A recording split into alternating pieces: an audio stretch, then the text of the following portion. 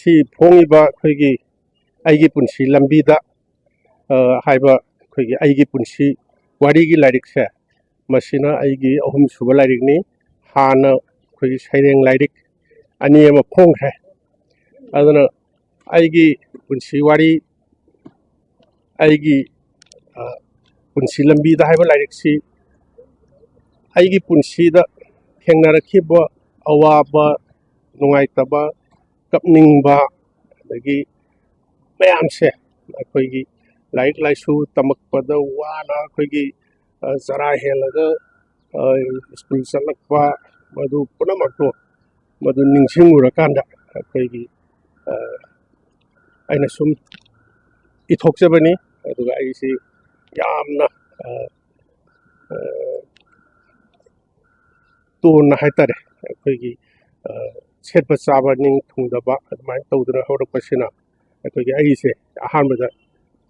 Peon ꯑꯣꯏꯅ ꯊꯕꯛ ꯆꯪꯉꯤ ꯑꯩꯒꯤ ꯍꯤꯡꯅꯕ ꯉꯝꯅꯕ ꯍꯣꯠꯅꯕꯗ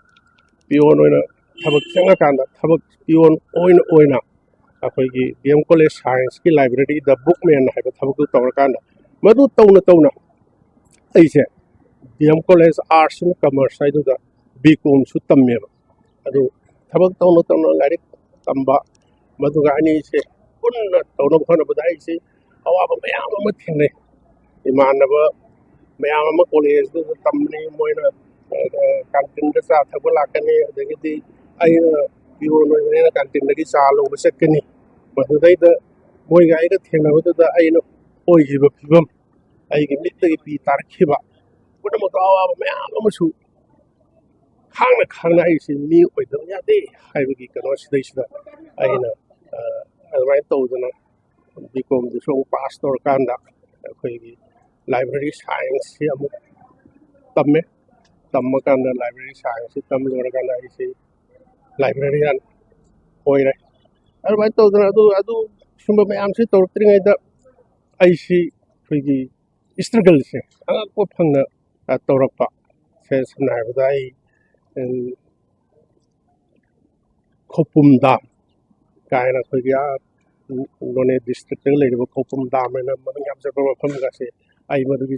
ꯁꯥꯕꯗ ꯖꯨꯒꯥꯂꯤ ꯑꯣꯏꯕ ꯌꯥꯎꯔꯛꯏꯅꯤ ꯍꯤꯡꯅꯕꯒꯤ ꯂꯝꯕꯤꯁꯤꯗꯩꯁꯤꯗ ꯀꯃꯥꯏꯅ ꯇꯧꯒꯦꯕ ꯑꯩ ꯄꯨꯝꯅꯃꯛꯇꯨ ꯇꯧꯗ꯭ꯔꯤꯉꯩ ꯃꯃꯥꯡꯗꯁꯨ ꯑꯩꯁꯦ ꯏꯝꯐꯥꯜ ꯗꯤꯃꯥꯄꯨꯔ ꯂꯝꯕꯤꯁꯤꯗꯒꯁꯦ ꯑꯩꯁꯦ ꯍꯦꯟꯗꯃꯦꯟ ꯑꯣꯏꯗꯅ ꯗ꯭ꯔꯥꯏꯚꯔ ꯑꯣꯏꯗꯅ ꯒꯥꯔꯤꯒꯁꯦ ꯊꯧꯔꯛꯏꯕꯅꯦꯕ ꯃꯁꯤ ꯄꯨꯝꯅꯃꯛꯁꯤ ꯅꯤꯡꯁꯤꯡꯉꯨꯔꯀꯥꯟꯗ ꯑꯩꯒꯤ ꯄꯨꯟꯁꯤꯒꯤ ꯋꯥꯔꯤꯁꯤ ꯑꯃꯇꯪꯗꯤ ꯏꯊꯣꯛꯑꯒ ꯊꯅꯝꯃꯒꯦ ꯃꯁꯤ ꯃꯌꯥꯝꯅ ꯄꯥꯕꯤꯕ ꯄꯥꯕꯤꯗꯕ ꯑꯩꯒꯤ ꯏꯃꯨꯡ ꯃꯅꯨꯡꯒꯤ ꯇꯨꯡꯗ ꯍꯧꯔꯛꯏꯕ ꯏꯆꯥꯁꯤꯡ ꯏꯁꯨ ꯁꯨꯔꯣꯟ ꯀꯥꯡꯕꯨꯁꯤꯡꯗꯨꯅ ꯑꯩꯕꯨ ꯑꯩꯒꯤ ꯂꯥꯏꯔꯤꯛꯁꯤ ꯏꯊꯣꯛꯑ ꯊꯅꯝꯃꯕꯅꯤꯅ ꯄꯥꯕꯤꯔꯀꯥꯟꯗ ꯑꯣ ꯑꯩꯒꯤ ꯏꯄꯥꯗꯨ ꯑꯩꯒꯤ ꯏꯄꯨꯗꯨ ꯁꯨꯃꯥꯏꯅ ꯇꯧꯗꯅ ꯌꯥꯝ ꯋꯥꯅ ꯍꯣꯠꯅꯔꯀꯥꯟꯗ ꯑꯩꯈꯣꯏꯁꯤ ꯃꯥꯒꯤ ꯆꯥꯔꯣꯟ ꯁꯨꯔꯣꯟꯅꯤꯀꯣ ꯀꯥꯏꯅ ꯈꯜꯂꯀꯥꯟꯗ ꯁꯨꯝ ꯃꯣꯏꯗꯁꯨ ꯄꯔꯥ ꯑꯃ ꯑꯣꯏꯖꯍꯧꯅꯅꯕ ꯃꯤꯑꯣꯏꯕ ꯍꯥꯏꯕꯁꯤ ꯏꯄꯥ ꯏꯃꯥ ꯂꯥꯏꯔꯔꯁꯨ ꯑꯩꯈꯣꯏ ꯏꯄꯥ ꯏꯃꯥꯗ ꯁꯥꯎꯕ ꯌꯥꯗꯦ ꯃꯤ ꯑꯣꯏꯅꯅꯕ ꯍꯣꯠꯅꯕ ꯍꯥꯏꯕꯁꯦ ꯑꯩ ꯃꯤ ꯑꯣꯏꯅ ꯄꯣꯛꯎꯔꯕꯅꯤꯅ ꯏꯁꯥꯒꯤ ꯂꯥꯏꯕꯛꯇꯤ ꯏꯁꯥꯅ ꯁꯦꯝꯖꯒꯗꯕꯅꯤ ꯍꯥꯏꯕꯁꯦ ꯃꯁꯤ ꯑꯩꯒꯤ ꯏꯁꯨ ꯁꯨꯔꯣꯟꯁꯤꯡꯗꯨꯗ ꯄꯔꯥ ꯑꯃ ꯑꯣꯏꯍꯧꯁꯅꯨ ꯍꯥꯏꯕꯁꯤꯒꯤ ꯋꯥꯈꯜꯂꯣꯟꯗ ꯑꯩꯅ ꯍꯧꯖꯤꯛꯀꯤ ꯑꯩꯒꯤ ꯄꯨꯟꯁꯤ ꯋꯥꯔꯤ ꯂꯥꯏꯔꯤꯛꯁꯦ ꯃꯁꯤ ꯏꯊꯣꯛꯄꯅꯤ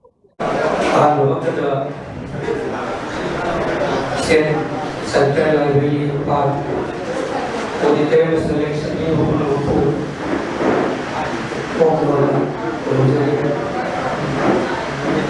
Masih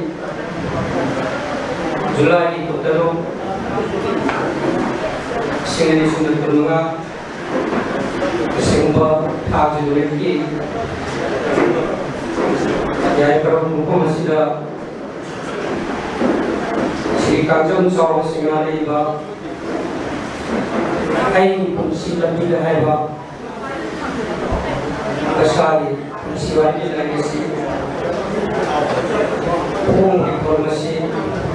Kauji Kaumna Bagi Tajadu Yusila Kudelana Anu Bakada Isi Number Masida Atau ini aku di pembangunan election di kedua kay kunazariba si Kajam Radha Kumar Singh IS Teacher Raj Election Period Nava Marunda Hanchari Loyana Tormampi Common Election Dikada kay kunazariba Lawan Lokesh Singha President Manipur Literary Society Impar kay kunazariba Gusu Raj Election Period Nava Marunda Hanchari Loyana ngasi mubat Tormamsila akan melalui kekuatan election di kedua sing Sinomakan Kiran Kumar Singh hari ini kan benar ada proyek baik board site pada ini apa di Ketimel Santa social activist ini musuh baik election dia apa tolonglah election ada lalu lah kasih punca riba Sri Kajam Chawla Singhani lagi Silapi Lahaiba lagi nasi maramda Sandokna ya da dengan diketahui kay kunazariba Manindra Konsam Kalam Diskusu dari sebagai terdapat Marunda Election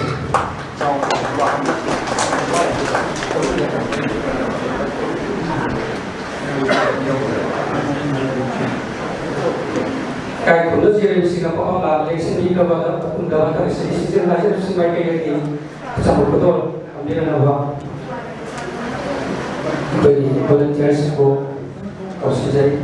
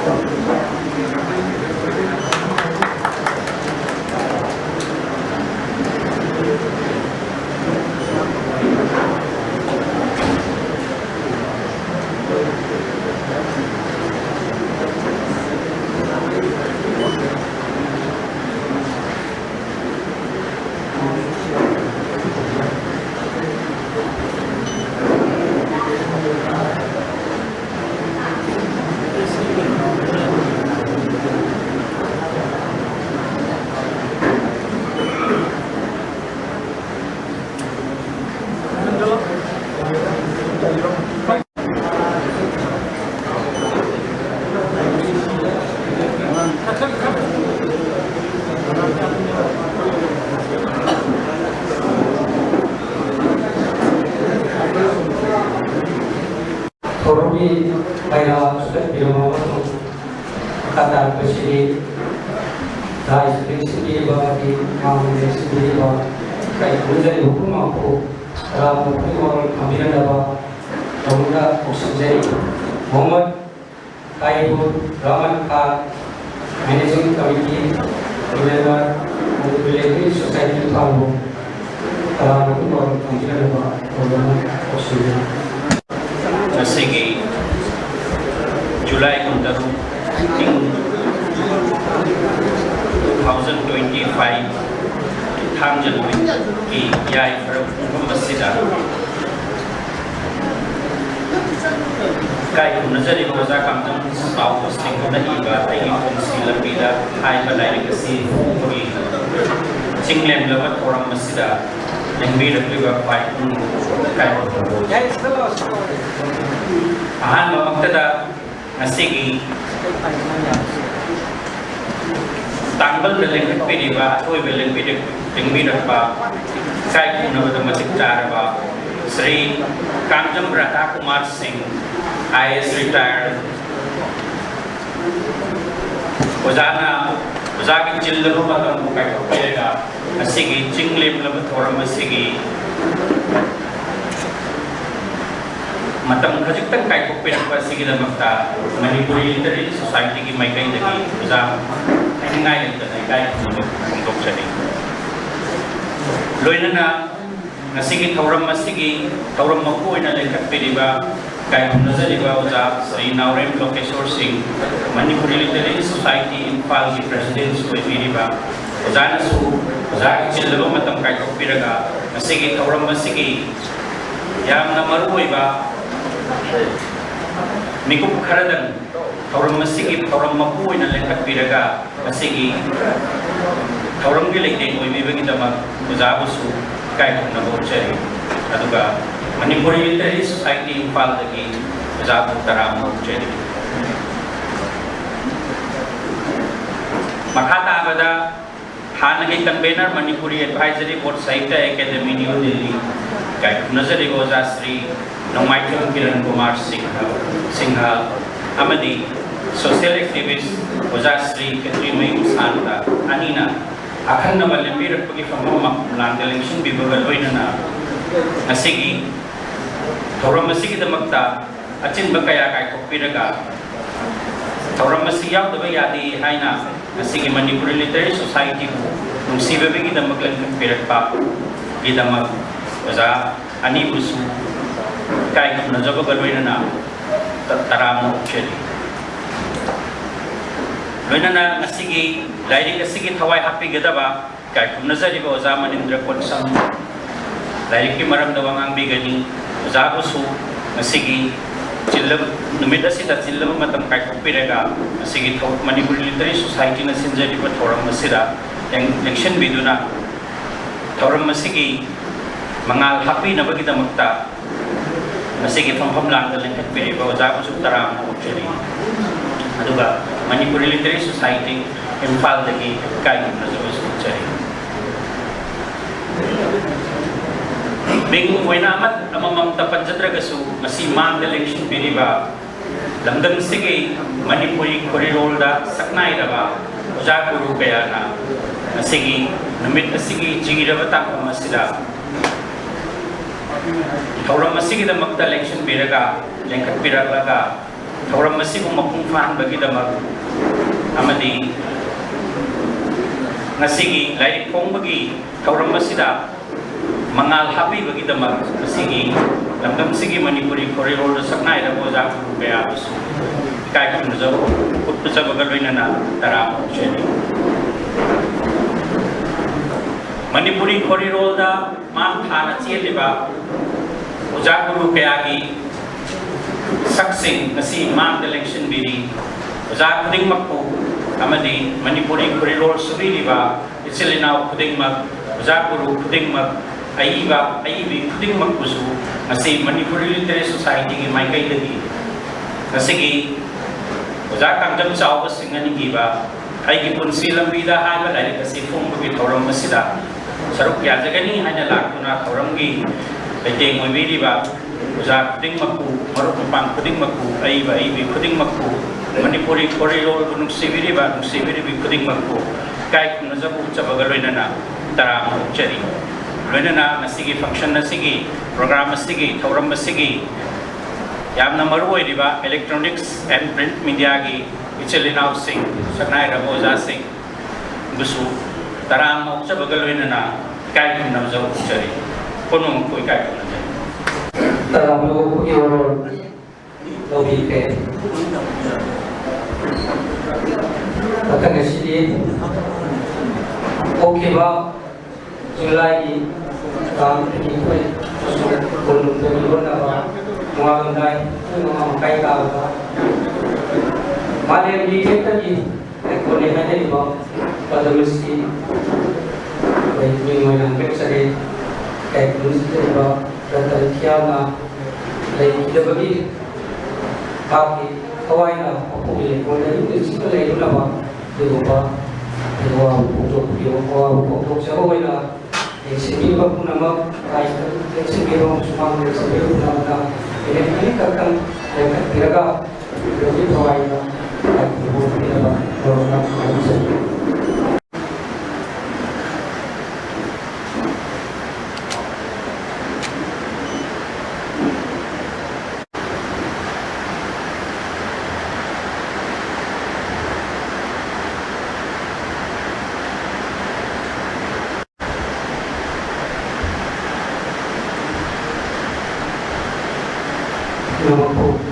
ꯁꯦ ꯃꯊꯪ ꯑꯁꯤꯗꯤ ꯉꯁꯤꯒꯤ ꯊꯧꯔꯝ ꯑꯁꯤꯒꯤ ꯈ꯭ꯋꯥꯏꯗꯒꯤ ꯃꯔꯨꯑꯣꯏꯕ ꯂꯥꯏꯔꯤꯛ ꯐꯣꯡꯗꯣꯛꯄꯒꯤ ꯊꯧꯔꯝ ꯑꯗꯨꯅꯤ ꯉꯁꯤꯒꯤ ꯁꯤꯟꯕꯤꯌꯁꯅ ꯂꯥꯏꯔꯤꯛ ꯑꯁꯤ ꯃꯤꯌꯥꯝ ꯃꯃꯥꯡꯗ ꯐꯣꯡꯗꯣꯛꯄꯤꯒꯅꯤ ꯑꯗꯨꯒ ꯂꯥꯏꯔꯤꯛ ꯑꯁꯤꯒꯤ ꯏꯕ ꯑꯣꯖꯥ ꯀꯟꯖꯝ ꯆꯥꯎꯕ ꯁꯤꯡꯒꯥꯕꯨꯁꯨ ꯂꯥꯏꯛꯅꯕꯤꯅꯕ ꯈꯣꯔꯁꯩ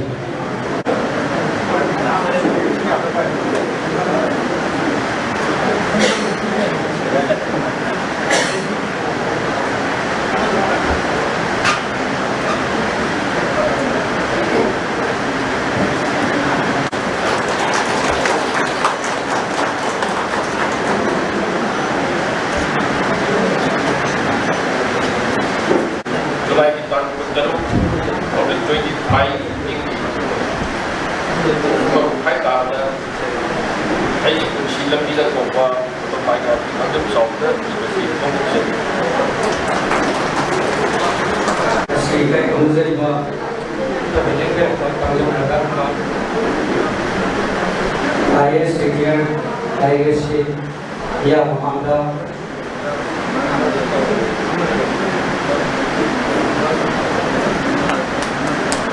foto video tahun ini bukan serta serta maka sini nasi mana lain nasi dia mangga foto foto jabata kuningi warkali anggali macam ini akibat yo yang sama dol idona kayak kalau cari kalau menjadi cari nasi Betul dah selengkap film nama baru seri Loita Surjit Kumar Singha Loita Surjit Kumar Singha masih jadi nama dalam satu masih Surjit Kumar itu pun dah kebawa kapingen.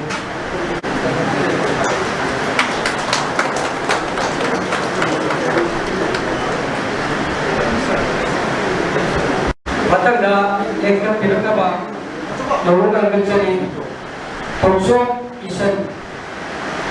Toksok Isan Kewilayah Selengkap Tidak Kebal Nurungan Kencani Ei Bena Dari Pemda yang sangat betul Sinarigan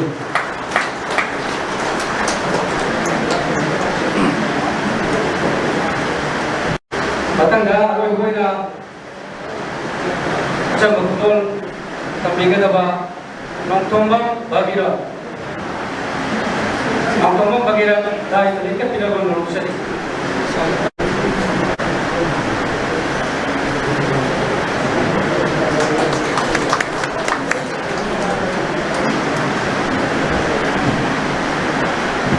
lain sibu dia maka dokter ada mana pada koni wakil di pangkali di pangkali kita bila orang sebab betul tenduna kayak penuh di dalam itu datang ke sini lain ke sini iba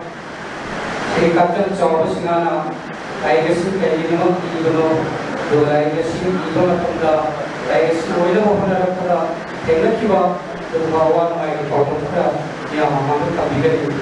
ini kami jawab sini. Nasi like para baru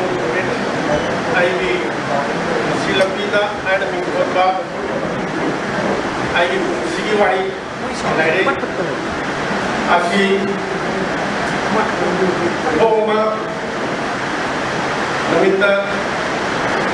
directly bapuna baku orang yang ahal kita forum jadi siapa direction pun lokalnya forum sudah kayak di kampung dah aku berlebih rekor election diri pak jadi Kanjeng Rata Kumar Singh IS retired kuah betul ada semua siluman terkait kita dalam orang sisa kami kita dalam betul orang musuh orang yang mencari bahkan dari military society Imphal di Presiden election diri pak Naibiri Pak, Nasigi, orang Nasigi dan orang Mampu, Naibiri Pak, Sri Naudem, Lokesor, Semusu, Aida, Karam Loksari, Badan Dekat Nobel Cari, Badan ꯑꯈꯟꯅꯕ ꯂꯦꯡꯕꯤꯔꯛꯄ ꯑꯣꯏꯅ ꯁꯔꯨꯛ ꯌꯥꯕꯤꯔꯤꯕ ꯅꯣꯡꯃꯥꯏꯊꯦꯝ ꯀꯤꯔꯟ ꯀꯨꯃꯥꯔ ꯁꯤꯡ ꯍꯥꯟꯅꯒꯤ ꯀꯟꯚꯤꯅꯔ Manipuri advisory ꯕꯣꯔꯗ ꯁꯥꯍꯤꯇ꯭ꯌ academy new ꯗꯦꯜꯂꯤꯕꯨꯁꯨ ꯑꯩꯅ ꯎꯅꯖꯕꯒ ꯂꯣꯏꯅꯅ ꯍꯔꯥꯎꯖꯔꯤ ꯃꯊꯪꯗ Shri ꯀꯦꯟꯗ꯭ꯔꯃꯌꯨꯝ Santa social ꯑꯦꯛꯇꯤꯚꯤꯁꯠꯅ ꯁꯤꯒꯨꯝꯕ ꯊꯧꯔꯝ ꯑꯁꯤꯗ ꯁꯔꯨꯛ ꯌꯥꯕꯤꯕꯒꯤꯗꯃꯛꯇꯁꯨ ꯑꯩꯅ ꯎꯠꯆꯔꯤ ꯃꯊꯪꯗ ꯑꯩꯒꯤ ꯂꯥꯏꯔꯤꯛ ꯑꯁꯤꯕꯨ ꯀꯨꯞꯅ ꯄꯥꯕꯤꯔꯒ ꯂꯥꯏꯔꯤꯛꯁꯤꯒꯤ ꯃꯔꯝꯗ ꯈꯔ ꯉꯥꯡꯕꯤꯌꯨ ꯍꯥꯏꯗꯅ ꯍꯥꯏꯖꯕꯗ ꯍꯔꯥꯎ ꯍꯔꯥꯎ ꯌꯥꯕꯤꯔꯛꯇꯨꯅ ꯋꯥ ꯉꯥꯡꯕꯤꯒꯗꯧꯔꯤꯕ ꯃꯅꯤꯟꯗ꯭ꯔ ꯀꯣꯟꯁꯝ ꯑꯩꯒꯤ ꯃꯔꯨꯞꯄꯨꯁꯨ ꯑꯩꯒꯤ ꯃꯥꯏꯀꯩꯗꯒꯤ ꯏꯀꯥꯏ ꯈꯨꯝꯅꯕ ꯎꯠꯆꯔꯤ ꯂꯣꯏꯅꯅ प्रेस मीडिया की जिला प्रमुख कुसुम लोनना तरामोत्सरी तस्सेन नंबर अयुबा निशक्तमना अयगी सिगिवाड़ी इरगा बयामदा पोंगोपा हागसे अयगी सानसु अदुम यामदा पिजबा निशक्तमनी तस्सेन नंबर अय Umat misalnya mana siapa siwari ibadah saya, mending sahabat, misalnya mana saja, aduh, isori thokjan lagi, tapi semi bapa pun thokjan lagi, aina, siapa, tapi pongja bapa jadi bersih, baru iba, misal tu di bersih, tapi umpam kalau di mana, lagi berapa? Saat nomai tombi mayamna nomai kandin thaila khana bhavishyat tuna sigum balai se ina bagi tamota mode spaya to biramani kha aina library ki movement ki narunda toy obje bamo ina Imphal Bukhiya manungda 2007 da akai mid library am haiba program ama pangthai hai Bapinda librarian hai program tu dah hamilna senior librarian mana ama unagram matu dah hai bersih tu ai intern tai ai yang itu hai kana kami kena hai di bawah tu bina matu moderator president tu ada ai la tunaki kami nara kami tu dah ai kunci wari ai kamai tu tu librarian orang kibano, ayah negara main tahu tu na, ayah schooling negara main tahu ni, ayah ibu menunggu di bawah, ayah hormat lagi, mau ayah tu magi mama anda, ayah negara pawdam siapa tu dah, mana bagi presidential speech mana hai, mayam pun nak tabiyo, jauh lagi, wali siapa fungsi, aduh na, jauh mana dengan fungsi tu wali yang biu. Waktu ibu macam dah, nang di legai ni, nang kau bawa di kongi, bayang, mana nang kau bagai nang bagai, hapu, aku nang pun siluan ni ba, ibu yang ni, hai kan mana yang, hai biki, mana hai biki orang bagi wani ni pun siluan. Ayah madu ni mana dah ini hai se, ayah berapa macam tu supaya kalau di, ini ayah tu konsili wari, ini awam ni mesti sahaja nanti ayah tu, lagi hoki, ayah kau ki, lagi kau bahaya drama tu, lagi si, ayah tu di, mari ayah lagi waktu tahu kita tu orang bayar, COVID license ni mana dah. Covid license orang kena mi sengsi apa macam tu dah itu. Hamzat ayam ayam ni mana ikan kerana ucap kiba, ini hal ucap kiba, Sri Loitam Surjit Kumar Hari inau sila, ayam mana orang mana tahu ni. Macam mi kuding mak, mai magi lagi kamu meloi ini dress, saya ini iba, mi tak kaya sendiri sudah orang dress. Macam kunci wali ibu yang ini, kunci wali ibu, hai kan hai, yang itu hai ibu hobi roga hai bang, ai mana hajar ko wani ai ide adu mana magi pasha ko no thok do na ai mo da no dige phone se no da ani hum la ka to ba ja malu da gi ai hi kha ko ngam da na ma na ka se la ba se ai phut tha ba ho ki ba ni 2000 di jun tha da gi aduอีกว่าสิไอ้บางทีอะไรสิได้ห้างก็มันได้อีนะครับนะสระก็มันรวยนะครับนะก็เป็นมนุษย์ตัวบางคนก็สุยาแต่วันนี้นะทีนี้ไอ้สุภาพไอ้ในใกล้คนรู้จะที่ว่าไอ้เล็กไอ้มีซาสิผมส่งพิเศษมากับคนไอ้บ้านงานนี้มองนะดีๆกับคนนี้ada di berkat dengan itu mati cricket player ni makan di ke sana bangan ni yang meliputi masalah cricket player ni mak boleh terus tu sana begitu jauh dari sana ai tahu tu bagum pan mesin bangun membre ada di makan tu ai baru manindra konsep lain kata ibadah tanda ai ngasih putus saya balai si mak kami neraka mak matiin na ay na kasi bilay siya. Upang Japanese, ang tayo professional mission na kota, ako bilay sige magkumbi design si ako yung pagkirok na to bimani, bakit suway na ko na magsinusuway na so, ay bagay din takay pa pundok sagi. Yan ang nuway tabadi, lain si lawyer, nambaga ko na final number siya na torkada. Ako ni, like drama sa ato ni si mag na kung ay ng kiriba ay ay iwan ka si mag may yung puro na paano ito ma yang macam ay ano na like sila ay na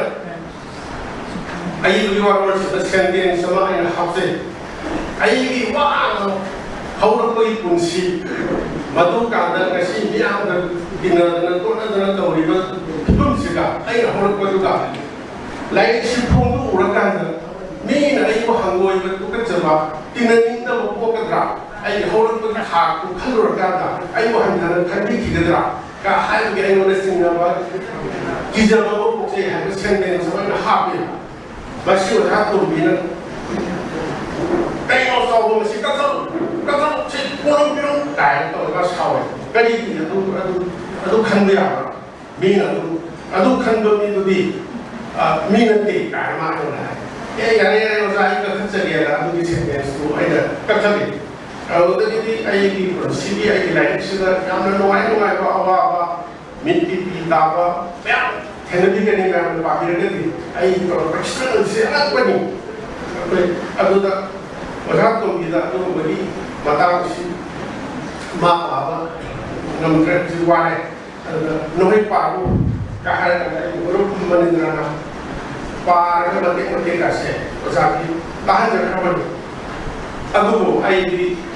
maki garma yang ko kide maki mo manu di masasi no nga ko intay ba belam de ida ko ka ino yo se adu masadi de yo ko kide man mars ki bang trang thôi là lấy ra ai là tạo trong rồi là đồng nào là ai không kể là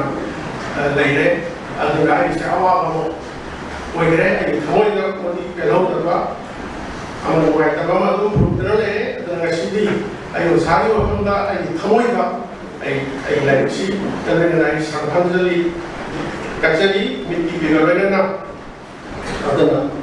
rồi đó anh thì ngay để thế anh lấy chi anh đi xong là anh thôi anh consider cái này cái mà một trăm này tốt sao vậy mà consider sahitya đi ngoài vào yang awang cái tháp luôn đó chẳng giờ nó sẽ thế rồi tụi nó yang là xong nó pabiu sahitya đi ngoài vào bên kia đó yang là lum nó pabi cái nó và không cái gì cũng giờ cái ai mea mana project ngasi lairisi ai bana lairisi ya kuya bara ung paw basi o kong kara yaman thamoi sena tambi ke matang si lairisi marunda paw kong kara tamigani kai kunazariba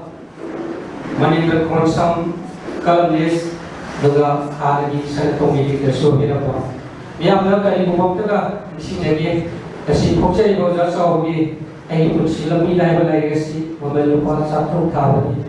si pokun miki waya patsabida pamigani miyamna mamata maybe nabaso pokjai pa kusme humai kediri nuruna isijai Shri Manindra Khonsam Baik pun aku kita dulu segi asisi juga pun segi akan kan awal segi dah pun aku kan segi lantiang dah dan pirang tiat nana pun aku dah alim leitana hanbal leitana pun ada kiba atu berbiu Siwari, wali mapamda, kongdo pa dumili, ngaya pa, mamayam na ba, nangyayang na lote. Kasi mo parang masida, sabay di, recite of biliwa, nari kasi ni akong masuod biliwa, Manipuri Literary Society di, President ng biliwa, wala, nawala ng professor, at ko ay panito, madali, biliwa, Kamjam Radha Kumar, Retired Administrator ni, Sahitya Premi ni, English Scholar ni, Aduga Zakir Kumar, yang final candidate, Manipuri Sahitya Academy, Manipuri Advisory Board ki, Convener Sudiram Badi Aduga Literary Society, Manipuri President. Obiram badi aduga ai maru kamret santa amadi mang election duriba ojasin maru pang sing ahalaman sing chelina pai puno ko amada ai maru sege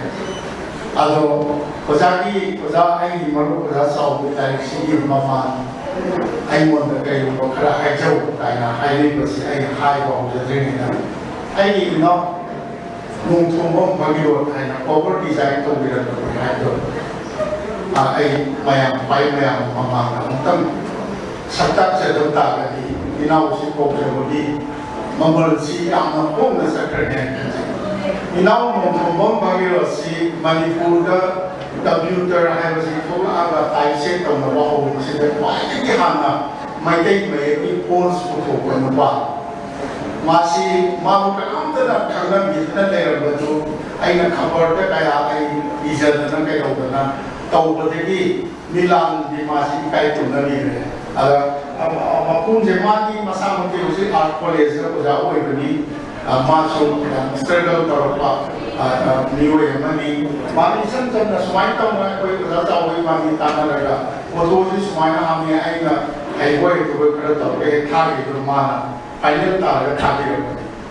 mana design to nanti design to belum dah ada di yang mana tahu kesulitan sama kesulitan apa ni sina undau bagi lenggir bagi lagi aja bani lain terlaksana ai ngasih lagi pasal sahaja lagi sih yang sama jadi bagi kerja macam sampai malam dah yang pun laksana Mani namba mani eleksi Guwahati dan namba kedoba apa di Radha Kumar Sahitya Pahaluba apa Zakir Kumar Pahaluba kedoba nanti mai loy jauh je kayak mana tadi set tahu bersih ibani tahu ni nazar berkait tadi set tahu bersih loy kerja atau aina lagi malam nuang nambah set sudah program tu sudah masih kalau jadi MC master of the ceremony itu ai project production na laptop to jadi na lain madu de jana raga daistar chief president ka to hafta na akoi hekta akoi president member raga mi khara phammaga te sab jam na mission je to aduga patun ning hapes mai swai to ai khaina ai sala swai lo bom se kaina da ai umma Harold Robbins kumba, James Hadley Chase kumba, Jackie Collins kumba, Mario Puzo kumba par ka lakpa. Ako yung kaya tayo, ako yung impal musum pachamite impal musum magi isin ipilom bumbalai pare so koi saita si koi plate ko koi Aristotle koi matam jadi lak pengai pagi technology pagi literature is the mirror of society has. Aduh, society Manipuri society dan terkait society naik nama apa ini pacar ini iba wadi like power ini mohon pagi India tu ben tu juga saji bertergi yang apa my god died dun dah apa mayam kami orang mayam jauh orang tadi India tu ben tu juga mari opening lines ini orang pun amen rise to compare the world close everything ada tu yang hari agak India tu aku mempunyai kan hujur pagi asyik mana aluga kali hari apa ini? Kenapa apa mayam sendiri begini? Apa ini? Dewan Germany Das, hai begini Maharaja Haiba, ada ini Lady Collins and apa ini Dominic Lepper, apa ini Freedom at Midnight pun masih pardon mai apa sonda arsip betul dah begini ada ini apa ini Profesor Gabungan begini laika history laika sebab saja tamam ni. Anak saya tahu ini laik si, I wonder, ni najo wakar mas laik si beranda najo kai betul sih. I nak ninjing je betul. Mahabharata ki pai mayam tu doi tabir begini. Kayu dah Bilang mengurus banyak bilang audio Mahabharata series, audio drama series. Kenapa bilang ni? Kan dapat misu sita ba, binjina, ayat masa negara itu penuh aja lega, mari sanggih mari cukup dong macam tadi, mahir gila yang imai itu suruh seperti binjina lega, itu bagi kita berita aja berapa main tahu lega. Mana asal ini, kan kita berhasil luda atau kena mohon budi jam ukuran fokusi baku. Aina, imai bema, Lakshmi imai bema, mahir gila ini imai bema. Jadi Lakshmi ninja dengan mana sudah hidup kita lagi. Ayo nanti dia tu hal lain ini macam ini ibu kamu lagi, mami tangki, mami sebarang, nak mungkin lagi, mami lain nanti nak lain aja tu ninja. Tahu dengan kan mani, yang kita bah, atau merupakan kenal mana, nasi ni saya ini masa jauh bila sih merendah ini, kunci dan bidah yang sih merendah. Ngambil sih dua, kalau masa jauh kan ini hanal pemberi ini, kayu itu bisa kita menang. Kita mau kali lagi, ayam mau kau nasi lagi cerita berita lagi. Mamangga angang sih organizer di organizer nah itu yang macam tu mamangin tahu organizer mana ni mungkin lah kena lebih lupa penjara roy ablain kau pulih nama mana kita I want the election untuk nanya bidaya I untuk apa yes or no the election untuk bagi ini pun ini lah I haji noi lah saya ini nanti lagi noi kami ni I want the honey berpon I want the high yang deh jadi writer sih nak ajar, gender ni tak apa, writer sih nak ajar, writer sih nak udah tahu bider deh. Ayo tahu jadi, lari sih, kerino pun dah cakap, yang nak sunim ado, aku ini yang nak prestigious award award kap hangi. Ada je, kasih lagi, mengenai mama agak berharga sih, dia ada di literary society ni. Presiden berbeda agak berada sih, maupun kita jauh ni dengan sih diikuti. Mana presiden orang, udah IS kamjam na, JPS orang lain, bukan bureau orang lain tu punya. Ayam aja ayam betul, tahun dah. Hai nak tahu ya, mai lari tu pun boleh mai lari di merenang matung degi, masa pun dah engkau. Aku ini thasa sebana, TV lagi, power mami panjang semua sih yang ada yang pasang ni, hari ni macam tadi apa ini British si kana si how Canada influence liga Google Google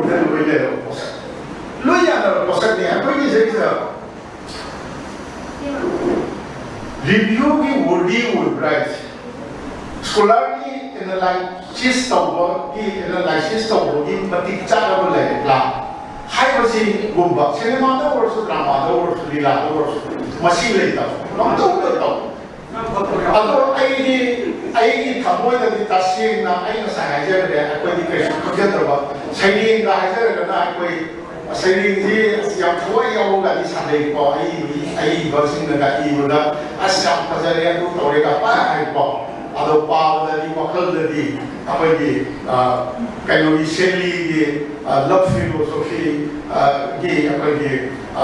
the fountain mingled with the river and the river with the ocean. I was saying, a boom type is saying that he had to come on the other. I see anyone that the was that all my CD. Assumo usiwalente autobiography memorial nagtaba autobiography si ay muna mana kalihayan bining mono kali ubida na haybira kuno ay kamjade adu yamwi hayada si adubo ay nakamjaba kala di hayade ako di American kano si kamakong ini biography gumba iwa autobiography gumba ibiding ba sindi ako di American black activist ni ado the poets ni dancer ni singer ni ado pioneer of the autobiography na may kanaw ni kano si ako di Maya Angelou mana kayo wang kule Masi, the greatest agony. There is no any agony greater than bearing an untold story inside you in the man. My famous quotation. Masi akan usah tahu mana hai mana saya mamang dari hari ini adalah ibadah. Usah tahu ini kamu istri magi usiwari se tamin bagi. Kamu tu bukan saksya. Yang mana minggu rakan, mana minggu pergi wari. Awak nak kaya awak itu awak wari si loy kene kudam muina. Kopum dam sal, yung di sana ba? The kita mati pangano kopum dam sal ni Delhi level ko jadi. Nuki itu lagi ada mayung bagi porter. Ing masih kau nak apa? Mana simen bed aku ini bora si mana pucin jaga sumber nama numida suduk siapa hotel tahu tu mana madu loksil lagi sabuk suruh kan loksil lagi tahu dah senior level sih tahu mana makin tahu hijau semua tahu na kangen aku tahu era mana Manipur dah ini merujau sehingga si bau dah ini merubah aku di sakal nak tahu dah sum sehingga sebab hai tadi aku di Manipur di library di udah tahu sini Manipur di library kenapa udah tahu ini satak siapa aduh apa misalkan ini udah tahu aduh mana polisi ini saya memang masuk penjara aku di ini nak penjara aku siapa di yang kontras autobiography si power MK Gandhi jadi orang MK Gandhi my experiment with truth jadi kali ini memang legre India jadi West so 15th century jadi iba orang kere India so Bengal ke Gujarat ida Braja bahasa ada iba legre semua lah jadi saya power ini mayam bagi yang paneri bah, lain sih yang lagi aku dah mana kayak ni APJ Abdul Kalam ni, Manipur itu semua hidup mulai kumcana, tamu kumcana hidup berat, apa ni wings of prayer kumba, ada mayam lagi, ado masih mayam dia ay mo na panen bisa, ay mo na power, the kayak tu jadi usun sih na kayak love truth and little Mali cyber came adu ba mali like to aina oda to bi book se yaw me asum ba ali Benazir Bhutto is daughter of the East Side and like the parliamentary opposition. But autobiography was a story university. Can I don't know as some immunology, some color opposition. You don't consider immunology that Maggie the Kande, Maggie emotion kind of Kande, Maggie emotion, Kangomatang, Krayawi, Madu Maggie, can you say this? Two little boys are 80 Tamu, the Dita, who come to Madame Piaja. Was that so? Was a young cannot talk away. Masi, young liar, Muni, Madame Mamaki, Manipuri, liar, the young wife, Subon, Mumler, Manati, Akway, liar, Okana, Akway, Masi, Manipur, liar, Obisi. Manipur के अन्य सुबह doctor Lenin कोमम बने काय वो है बा जो 1932 लेकिन 35 और कोमम बा जगह वो जिसे फोंजिंग बागमा कोई संकार बिको सनाना फोंग बोला वैसे इस मतलब तो मणिपुर में लायर वैसे के हम लायर जैसे कोई यामना अकीब अकोई सुलायर वो कहीं होता बाजार में कैकेन देखी उयान लेने का फोंगा खाना चप्पू उयान लेने चप्पू दर्शन नरमनी आयाम मयूम दा अकोई चरु नतौरगा अदे वापन देखी उग्रू के अकोई ओपा कहीं वालू है क्या उग्रू वो चीन लेने में वालू ओगा अकोई दुला ते कहीं दा तौरफा नो माइन तौरफा से अकोई उर्गला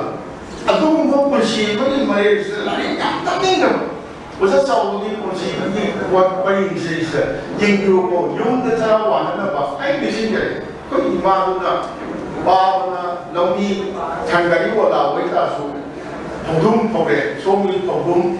ना पौधे जाएगा कोटी बनूं की कई तोंगान तौरगा अरे सोम ना अकोई अकोई नाकोन अति कुल चाबियां हाउ है तो कुंडी तो काय नखरा हाथ ना दे सोम चाहाओ काय ना तौरगा इमाना अकोई स्कूल चक्कर नंगना बने न चाउदी चक्कूगा अकोई पौधुम पौधे की तौरगा ना आया बाबा ना लगुक की भाग लांग अकोई थम्बरोगा चाकिंग लो लाबिलेरो खांगी नमुलेरो खांगी अकोई करी अतेंगा मखल लेरो की और चार का होरपा ऐगुंबा खांगों तक lagi taming pun lagi tamung berapa ayat tamung tu dalam posisi manggi ba tahu ni se yang bani tahu ayat ni hang nang lagi tamung dah nang se ayat ham makan thali makan sehidadi nang se kenapa thada ayat se thada lagi tamung satu thali dulu thalang dulu nang pang dah budu nang lagi tamung dah dalam wajar dalam posisi dua ini tahu pakul macam cakap begini semua mayung ke cahaya lagi tak bersih, apa ini main lagi macam ini, lu dah sudah tahu ni, ada betul jauh ni kunci sahaja, apa dia kena tak bersih, mari kunci sahaja, apa ni destination is this time when one is conceived in inside his mother womb, mana, hanya bawa, kerana ada no ye nanti kang,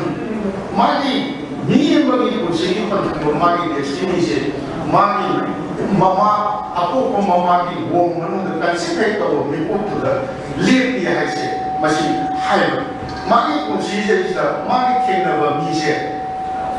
hatta basu tene ado mamun da so mati mo ko ngak te yemu ko magi le kai ni machi me sarawan ni mersa masih di mayung dah cakap cara warna apa school cakap ni masih dah, usah sahaja mulai jadi cakap. Semua itu dah kalau usah sahaja nama ini kelai kali si, tahu dah thang orang dah thabak amat tahu mana apa hai saja dah hai aku matang dah so mau musibah begini tak apa ini game police of science ni. Apa di library tu apa kau jauh ni, apa like DM college ꯑꯩꯈꯣꯏꯗꯤ ꯂꯥꯏꯔꯤꯛ ꯇꯝꯖꯔꯛꯇꯕ ꯃꯤꯅꯤꯅ ꯒꯨꯟꯗꯥ ꯐꯗꯥ ꯑꯣꯏꯅ ꯇꯧꯔꯒ ꯂꯥꯛꯄꯅꯤꯅ college high ꯈꯪꯖꯗꯦ ꯑꯗꯣ DM ꯀꯣꯂꯦꯖꯀꯤ ꯂꯥꯏꯕ꯭ꯔꯦꯔꯤꯁꯦ ꯑꯩꯈꯣꯏ ꯈꯪꯖꯍꯧꯏ ꯀꯥꯡꯊꯤꯟꯁꯨ ꯈꯪꯖꯍꯧꯏ ꯃꯥ ꯕꯨꯛꯃꯦꯟ ꯑꯣꯏꯔꯦ ꯕꯨꯛꯃꯦꯟ ꯑꯁꯦ ꯄꯤꯌꯣꯅꯤ 4th grade ꯃꯥꯅ ꯀꯣꯂꯦꯖ ꯇꯝꯕꯗꯤ ꯉꯝꯗ꯭ꯔꯦ ꯃꯥꯒꯤ ꯂꯥꯏꯕ꯭ꯔꯦꯔꯤꯌꯟꯗꯨꯅꯗꯤ ꯃꯥꯅ ꯄꯤꯌꯣꯟ ꯑꯃ ꯑꯣꯏꯕꯅꯤꯅ ꯕꯨꯛꯃꯦꯟ ꯑꯃ ꯑꯣꯏꯕꯅꯤꯅ ꯆꯥꯎꯕ ꯆꯥ ꯂꯧꯔꯁꯨ ꯀꯥꯟꯇꯤꯟꯗꯒꯤ ꯍꯥꯏꯗꯅ ꯃꯥꯅ ꯀꯥꯟꯇꯤꯟꯗ ꯆꯥ ꯂꯧꯕ ꯆꯠꯇꯣꯔꯤꯅꯤ ꯆꯠꯄꯁꯤꯗ ꯃꯥꯅ ꯂꯥꯏꯔꯤꯛꯇꯤ ꯑꯣꯖꯥ ꯆꯥꯎꯕꯒꯤ ꯃꯀꯣꯛꯁꯦ ꯂꯥꯏꯔꯤꯛꯇꯤ ꯐꯔꯛꯑꯦ ꯃꯥꯅ ꯁꯥꯇ꯭ꯔ ꯑꯣꯏꯔꯤꯉꯩꯗ ꯑꯩꯈꯣꯏꯒꯤ ꯀꯣꯃꯔꯁꯀꯤꯒꯥꯁꯦ ꯁꯥꯇ꯭ꯔꯁꯤꯡꯗ ꯇꯥꯛꯄꯤꯕ ꯀꯩꯗꯧꯕ ꯃꯃꯥꯟꯅꯕꯁꯤꯡꯗ ꯇꯥꯛꯄꯤꯕꯒꯤ ꯀꯩꯗꯧꯏ ꯍꯧꯖꯤꯛꯁꯨ ꯑꯩꯈꯣꯏ ꯇꯤꯟꯅꯕꯅꯤ ꯌꯥꯝ ꯀꯨꯏꯔꯦ ꯑꯣꯖꯥ ꯆꯥꯎꯕꯁꯤ ꯈꯪꯅꯖꯔꯛꯄꯁꯤ ꯑꯍꯥꯟꯕ ꯇꯤꯟꯅꯖꯕꯗꯤ ꯃꯥꯏ ꯃꯅꯥꯎꯅꯨꯄꯥ ꯃꯍꯥꯔꯥꯕꯩꯒꯅꯤ ꯑꯩ 1994ꯗ ꯑꯩꯒꯤ ꯊꯕꯛ ꯃꯆꯥ ꯑꯃꯈꯛ ꯇꯧꯖꯗꯅ ꯄꯩꯁꯥ ꯑꯣꯏꯅ ꯀꯣꯏꯆꯠ ꯆꯍꯤ 19 ꯂꯩꯖꯔꯝꯃꯒ ꯇꯣꯛꯊꯣꯛꯆꯔꯒ ꯑꯩꯈꯣꯏꯒꯤ ꯁꯅꯊꯣꯟ ꯇꯧꯔꯅꯤ ꯍꯥꯏꯗꯅ ꯆꯦꯛꯐꯣꯡ ꯇꯧꯗꯅ ꯑꯩ 94ꯗꯒꯤ ꯑꯩꯈꯣꯏꯒꯤ ꯀꯩꯁꯥꯝꯄꯥꯠ ꯁꯤꯗꯩꯁꯤꯗ ꯋꯥꯡꯃ ꯁꯤꯗꯩꯁꯤꯗ ꯑꯣꯐꯤꯁ ꯑꯃ ꯍꯥꯡꯖꯕꯁꯤꯗ ꯑꯩꯒꯤ ꯁꯅꯊꯣꯟꯒꯤ ꯑꯣꯐꯤꯁ ꯍꯥꯡꯕ ꯅꯨꯃꯤꯠꯁꯤꯒ ꯑꯣꯖꯥ ꯆꯥꯎꯕꯒꯤ ꯃꯅꯥꯎꯅꯨꯄꯥꯒꯤ ꯌꯨꯠ ꯚꯣꯂꯨꯟꯇꯔꯤ ꯑꯣꯔꯒꯅꯥꯏꯖꯦꯁꯟ ꯍꯥꯏꯕ ꯑꯃ ꯍꯥꯡꯕꯁꯤꯒ ꯆꯞ ꯃꯥꯟꯅꯅ ꯂꯩꯃꯤꯟꯅꯕ ꯑꯗꯒꯤ ꯑꯗꯨꯝ ꯑꯣꯖꯥ ꯆꯥꯎꯕꯁꯦ ꯑꯗꯨꯝ ꯈꯔ ꯕꯦꯚꯥꯔ ꯇꯧꯅꯅ ꯑꯗꯨꯝ ꯀꯩꯅꯣ ꯇꯧꯗꯅ ꯈꯪꯅ ꯆꯥꯟꯅꯗꯅ ꯂꯥꯛꯆꯕꯅꯤ ꯉꯁꯤꯗꯤ ꯆꯍꯤ ꯌꯥꯝ ꯍꯦꯜꯂꯦ 30 ꯍꯦꯜꯂꯦ ꯈꯪꯉꯤ ꯑꯣꯖꯥ ꯆꯥꯎꯕꯒꯤ ꯃꯕꯨꯛ ꯃꯄꯥꯎ ꯃꯥꯒꯤ ꯄꯨꯛꯆꯦꯜ ꯆꯥꯎꯕ ꯀꯩꯗꯧꯕ ꯈꯪꯉꯤ ꯑꯗꯣ ꯂꯥꯏꯔꯤꯛ ꯑꯗꯨ ꯇꯝꯅꯤꯡꯕ ꯃꯥꯅ ꯂꯥꯏꯔꯤꯛ ꯇꯝꯕ ꯐꯪꯗ꯭ꯔꯦ ꯑꯗꯣ ꯃꯥꯒꯤ ꯃꯃꯥꯟꯅꯕ ꯃꯦꯇ꯭ꯔꯤꯛ ꯄꯔꯤꯈꯥ ꯄꯥꯁ ꯇꯧꯃꯤꯟꯅꯔꯛꯄꯁꯤꯡꯗꯨ ꯀꯣꯂꯦꯖ ꯀꯥꯜꯂꯦ ꯆꯥ ꯃꯥꯅ ꯆꯥ ꯂꯧꯕ ꯆꯠꯂꯤ ꯆꯥ ꯄꯨꯔꯛꯄꯁꯤꯗ ꯃꯃꯥꯟꯅꯕꯁꯤꯡꯗꯨ ꯎꯔꯒ ꯃꯥꯅ ꯃꯃꯥꯏꯅ ꯊꯣꯛꯑꯒ ꯃꯥꯅ ꯃꯃꯤꯠꯇꯒꯤ ꯃꯄꯤ ꯇꯥꯔꯒ ꯈꯥꯡꯕꯁꯦ ꯑꯄꯥꯕ ꯑꯩꯉꯣꯟꯗ ꯊꯃꯣꯏꯗ ꯊꯨꯛ ꯂꯧꯕ ꯄꯣꯛꯅ ꯄꯤ ꯇꯥꯔꯒ ꯈꯪꯍꯧꯗꯦ ꯁꯤꯅꯤ ꯑꯗꯒꯤ ꯃꯤ ꯑꯃꯒꯤ ꯄꯨꯟꯁꯤ ꯋꯥꯔꯤ ꯑꯣꯇꯣꯕꯥꯏꯑꯣꯒ꯭ꯔꯥꯐꯤ ꯏꯕꯁꯦ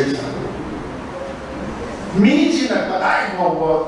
ꯀꯗꯥꯏ ꯌꯧꯅ ꯃꯥꯒꯤ ꯃꯁꯥꯒꯤ ꯄꯨꯟꯁꯤꯒꯤ ꯋꯥꯔꯤ ꯄꯔꯤꯁꯤ तसेंना हाइबो नमगे नमंगदगे ऐसे याम खननिनाय ओइबो मसे आई मुझे अमुक पाई मुझे इंडिया दा थोइबो कैनोसिंग जेसा इम्फाल दा लेबगी कैनो तौदरी अर नसाइ दा खंजरी ए अमादो दा फंगनी चेगे ऋषि का पूर्ण कुलम कुलायना मागी ऑटोबायोग्राफी इरमी अर मागी लाइफ जो है कोनते नोय है कोना रास्कापुनी मचाओ होरपनिना अखोई इंग्लिश स्कूल दा तमपनिना English ngang ba sa kwai education na dia do i ba ko ni knowledge ni mo da le ta ni ma ai ba ko writer ma lo ka ni no ka ni ai ba no i ma ta ka ni na kulong kula 2015 da ma si la si ke review se pa ma do pa ni da ni ai pa ni mo ko adu ni ma ta akwai ni mayam su ye bi ram ni kapil sharma show na मुझे जब नुमाई पर आये मीज़ी million the अपने वही TRP है वो TV कहने वाला कारिस कपिल शर्मा की शो दा माना सीड की ड्रिंकेंदा वही मागी नीतू सिंह का माबानी की इंटरव्यू तो वो से ऐसा खुलम खुला से नीतू सिंह ने एडिट तो माया को पकड़ी कहने ना है अखोई ऋषि का कोना है मासेब खुलम खुलासी ngasi बावदा अखोई सुम लेता अखोई केनो तौदा अखोई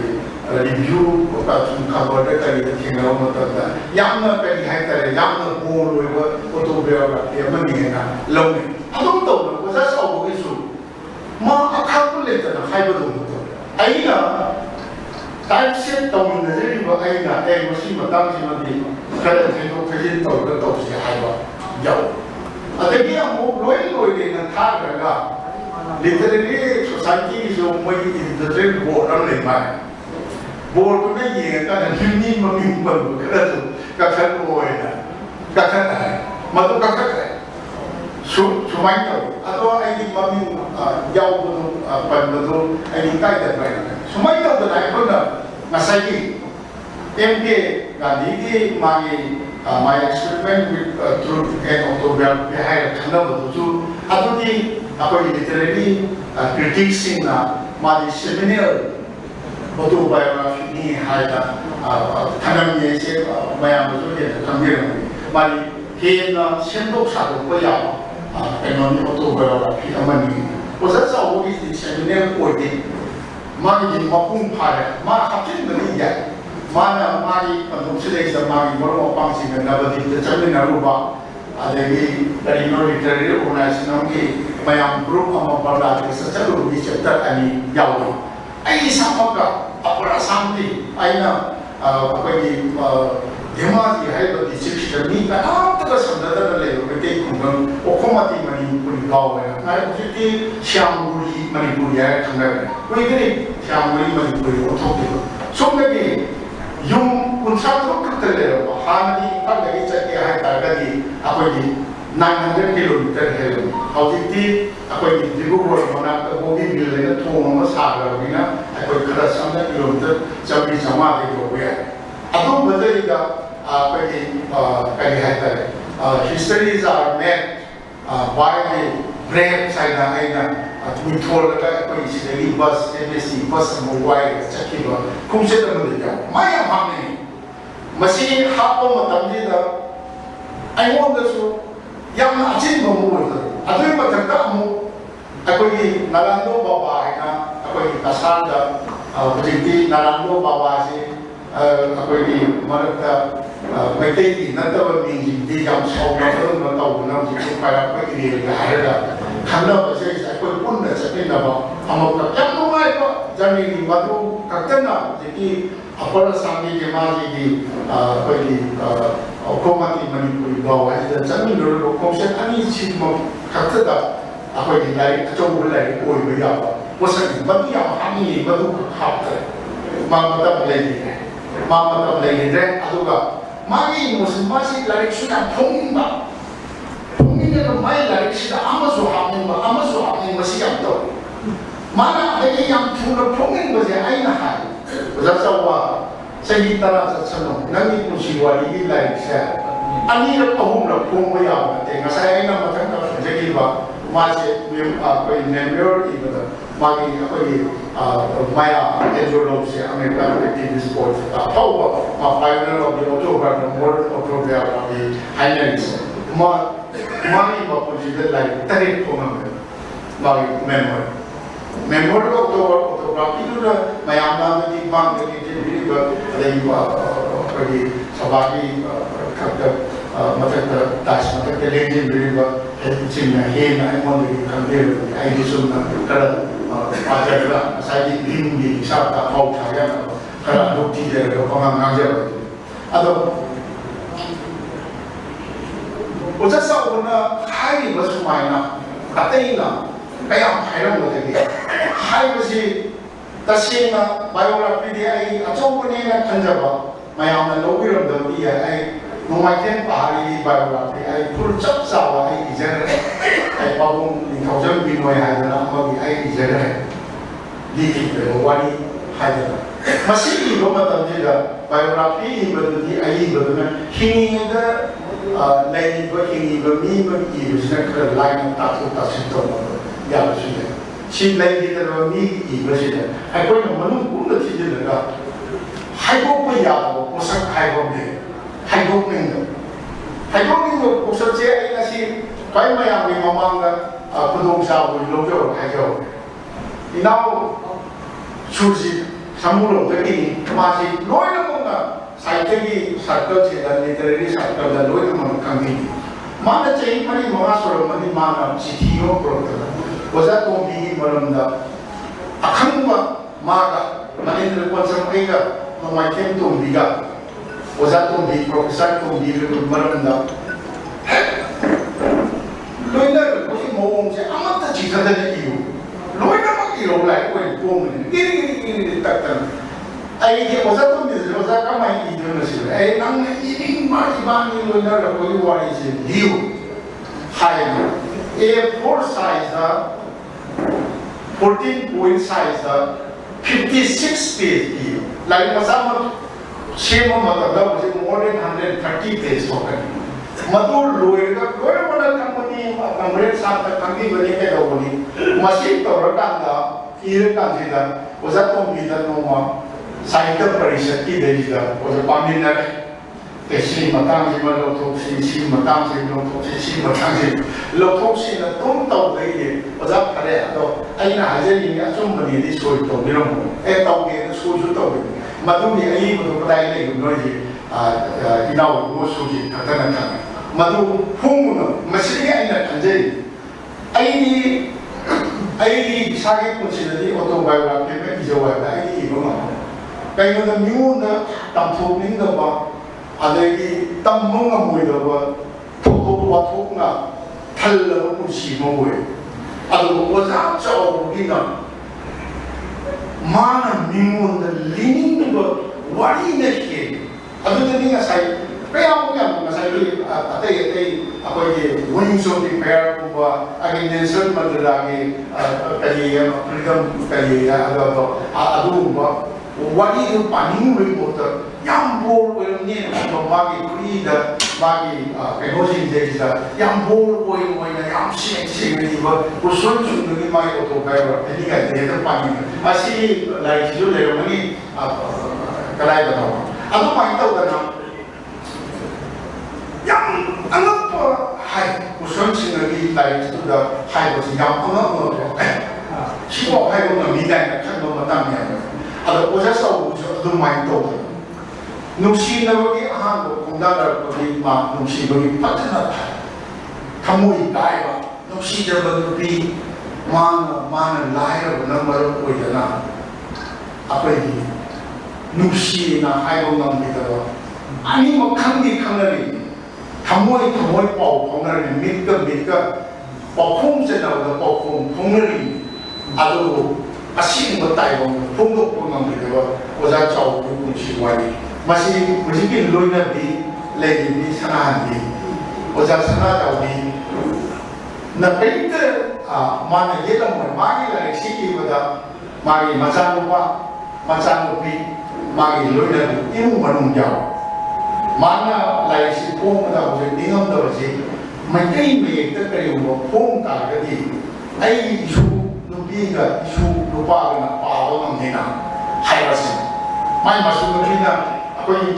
मिटे में तो कई वो खरा इवा वो लोई रवनी लोई है जाओ जी इनो ताइचे तो वो माना तो कई नशी मती सिंगा कई लिटरेरी सोसाइटी दे हाई ऐसी कथन वो तो है अदु कथन करे दे सी मता लसी आती अरे मान अदु मामा बसी मान कोई रवनी ना आ चाहिए पूरा कई मामा में वाली तो रहे का कोई शायद युद्ध है लाला मगुमा अदु सेंडो तो सेंडो ना हाउस मार्केट से मिटे में आए से मधुमी ग्रुप तो दा अन्नाउ ना टाइप से तो जमा मधुमी बर्थडे मसलू भी मना के तो से पा बस का मसलू भी आहन से उला चाव को तो जगह मामी को पाओ है सुन भी गाते थे मा इस उपो नम ये इराक वर्ग मरीना है ऐसे यामना मदेदा मसूसी मागी लाइक से मिटे दिखते हम पहाड़ में बगी कहीं हमारी खौरा बबले लतो सु याम तो थोड़ा नहीं ना आई कंजे माने इराक को भी सही था फुंग बा याम थुना आई ना दी को दा वो ngai kone yin tu ko मागी कहीं से मागी लोइना बिसनाम दिसी इतनी सिंह बचतोरी देली ला मागी लाए तदी हाई जे कितनी सिंह बचे चतुरी में कहीं से चतुरी नशी लाए सिंह लोशिन में नहीं रहता चक्रे फारगा थोले ना तो गला से को मजा आई मागी इमोशन का इतनी ट्रांसप्लांट तो हुआ है शिवा मसुम संगा अनी लंदा है अपा बलम अमोला अमोका के खल ले मसे जब माना मकुल बा मोना सिगे अवाना उठों नामिन न ला मना अमो कोइना तेक त कायदना माय पान ऑपरेशन तो थोहन नि कि मा थमो द पापम नि सोदा लाइन तब भाग लगा थोले अदो आइना अमा माय लगा को न ये दो हाइप तो वो फारगा थोले लेदी माई नुंगाई तो इवारी अवा मरक तुदा नुंगाई तो इवारी हापसे सुमाई तो ꯑꯗꯒꯤ ꯑꯃꯨꯛ ꯁꯤ ꯌꯧꯔꯛꯄꯁꯤꯗꯩꯁꯤꯗ ꯑꯣꯖꯥ ꯆꯥꯎꯕꯁꯤ ꯃꯥ ꯃꯁꯨꯒꯁꯤ ꯌꯥꯝ ꯈꯪꯅꯤꯡꯕ ꯅꯨꯄꯥ ꯑꯃ ꯃꯁꯨ 10 ꯈꯪꯅꯤꯡꯕ ꯑꯣꯏꯇꯥꯔꯒꯁꯨ ꯍꯦꯛꯇꯗꯤ ꯌꯥꯗꯕꯅꯤꯅ ꯃꯁꯨ 2 ꯂꯩꯈ꯭ꯔꯦ ꯃꯃꯧꯗꯒ ꯃꯆꯥꯅꯨꯄꯥꯗꯒ ꯌꯥꯝ ꯁꯦꯡꯅ ꯍꯥꯏꯇꯥꯔꯦ ꯃꯥꯁꯤ ꯌꯥꯝꯅ ꯃꯥꯒꯤ ꯐꯦꯃꯤꯂꯤꯒꯤ ꯀꯩꯅꯣꯁꯤ ꯌꯥꯝ ꯅꯨꯡꯉꯥꯏꯖꯅꯤ ꯃꯆꯥꯒ ꯃꯆꯥꯅꯨꯄꯥꯁꯤ ꯑꯩꯒꯁꯨ ꯑꯗꯨꯝ ꯐꯝꯃꯤꯟꯅꯩ ꯑꯩꯈꯣꯏ ꯑꯣꯖꯥ ꯆꯥꯎꯕꯒꯤ ꯃꯆꯥꯅꯤ ꯈꯪꯗ꯭ꯔꯤꯉꯩꯗ ꯑꯩ ꯐꯝꯃꯤꯟꯅꯔꯕꯅꯤ ꯑꯩꯈꯣꯏ ꯀꯔꯤ ꯑꯗꯨꯃꯥꯏꯅ ꯇꯧꯗꯅ ꯇꯤꯟꯅꯕ ꯑꯗꯣ ꯑꯣꯖꯥ ꯆꯥꯎꯕꯅ ꯃꯥꯏ ꯃꯆꯥ 3 ꯁꯨꯕ ꯃꯥ ꯀꯩꯅꯣ ꯑꯩꯈꯣꯏꯒꯤ ꯃꯁꯨ ꯑꯃ ꯐꯪꯗꯣꯔꯦ ꯊꯥ ꯂꯦꯞꯄꯁꯤ ꯈꯪꯕ ꯃꯥꯏ ꯂꯥꯏꯔꯤꯛꯁꯤꯗ ꯍꯧꯖꯤꯛꯇꯤ ꯑꯩ ꯏꯁꯨ ꯅꯨꯄꯥ ꯑꯃꯒꯁꯨ ꯐꯪꯖꯗꯅ ꯑꯩ ꯏꯁꯨ 3 ꯁꯨꯖꯔꯦ ꯀꯥꯏꯅ ꯂꯥꯏꯔꯤꯛꯁꯤ ꯂꯣꯏꯁꯤꯜꯂꯁꯤ ꯐꯣꯡꯕꯗ ꯆꯤꯡꯗꯦ ꯑꯗꯨꯗꯗꯤ ꯑꯩ ꯍꯥꯏꯌꯣ ꯃꯥꯅ ꯉꯁꯥꯏꯒꯤ ꯂꯣꯏꯅꯕꯤ ꯁꯅꯥ ꯍꯟꯕꯤꯅ ꯀꯤꯗꯅꯤ ꯁꯤꯟꯅꯕ ꯆꯠꯈꯤꯕꯗꯨꯗꯗꯤ ꯑꯩ ꯇꯨꯃꯤꯟꯅ ꯂꯩꯖꯩ ꯃꯥꯒꯤ ꯊꯃꯣꯏꯒꯤ ꯑꯋꯥꯕꯗ ꯑꯩꯒꯤꯁꯨ ꯊꯃꯣꯏꯅꯨꯡꯗ ꯃꯉꯣꯟꯗ ꯐꯣꯡꯗꯣꯛꯇ꯭ꯔꯁꯨ ꯑꯋꯥꯕ ꯑꯩ ꯈꯪꯗꯅ ꯑꯗꯣ ꯃꯁꯨ ꯑꯃ ꯐꯪꯒꯅꯤ ꯍꯥꯏꯕꯗꯨꯗꯗꯤ ꯉꯥꯏꯈꯣꯗ ꯆꯥꯎꯕ ꯅꯪꯁꯦ ꯅꯁꯨ ꯅꯨꯄꯥ ꯄꯣꯛꯀꯅꯤ ꯅꯨꯄꯤ ꯄꯣꯛꯀꯅꯤ ꯑꯗꯨ ꯈꯪꯗ꯭ꯔꯤꯕ ꯑꯗꯨ ꯅꯁꯨꯗꯨ ꯄꯣꯛꯑꯒ ꯃꯃꯤꯡꯒ ꯐꯖꯅ ꯊꯣꯜꯂꯒ ꯃꯗꯨ ꯌꯥꯎꯔꯒ ꯐꯨꯝꯁꯤ ꯉꯥꯏꯈꯣ ꯑꯗꯨꯐꯥꯎꯗꯤ ꯉꯥꯏꯈꯣ ꯍꯥꯏꯗꯧꯕ ꯃꯗꯨ ꯆꯤꯟꯅ ꯃꯥ ꯌꯥꯔꯦ ꯑꯗꯨ ꯃꯥꯏ ꯃꯔꯥꯏꯕꯛꯅ ꯐꯔꯤꯁꯨ ꯑꯩꯒꯤ ꯂꯥꯏꯕꯛ ꯐꯕ ꯍꯥꯏꯒꯗ꯭ꯔꯥ ꯃꯥꯏ ꯃꯔꯥꯏꯕꯛ ꯑꯩꯁꯤ ꯂꯝꯕꯩꯗ ꯆꯠꯈꯤꯗꯅ ꯊꯥ 3-4 ꯅꯨꯃꯤꯠ 30 ꯈꯛ ꯆꯠꯀꯅꯤꯅ ꯇꯧ ꯃꯥꯏꯀꯩ ꯈꯨꯗꯤꯡꯗꯒꯤ ꯊꯥꯖꯗꯅ ꯃꯤ ꯃꯌꯥꯝꯅ ꯇꯦꯡꯕꯥꯡ ꯄꯥꯛꯄꯤꯗ ꯄꯤꯕꯤꯔꯛꯇꯅ ꯁꯨꯝ ꯁꯥꯡꯗꯣꯛꯈꯤꯗꯅ ꯊꯥ 3 ꯆꯠꯂꯨꯔꯒ ꯂꯥꯛꯈꯤꯗꯅ ꯃꯆꯥ ꯃꯁꯨꯒꯤ ꯁꯣꯏꯁꯇꯤꯒ ꯇꯧꯗꯅ ꯑꯗꯨꯃꯥꯏꯅ ꯇꯧꯅ ꯍꯦꯄꯤ ꯏꯟꯗꯤꯡ ꯑꯗꯣ ꯍꯦꯄꯤ ꯏꯟꯗꯤꯡ ꯑꯣꯏꯔꯁꯨ ꯑꯋꯥꯕ ꯑꯣꯖꯥ ꯆꯥꯎꯕꯅ ꯊꯦꯡꯅꯔꯛꯏꯕ ꯀꯩꯅꯣꯁꯦ ꯃꯁꯤ ꯑꯩꯈꯣꯏꯒꯤ ꯕꯦꯅꯥꯖꯦꯠ ꯚꯨꯠꯇꯣꯒꯤ ꯑꯩꯈꯣꯏꯒꯤ ꯗꯣꯛꯇꯔ ꯑꯣꯐ ꯗꯤ ꯏꯁ ꯍꯥꯏꯕ ꯂꯥꯏꯔꯤꯛꯁꯤꯗꯩꯁꯤꯗ मासु पोलोई प्रकिदे मा प्राइम मिनिस्टर और पाइना कांगिरिने माजे अबगे करी जुल्फिकर अली भुट्टो की मचानो की प्राइम मिनिस्टर और तो जेल दे ले मापा को की बगी का मान का तो वो मतलब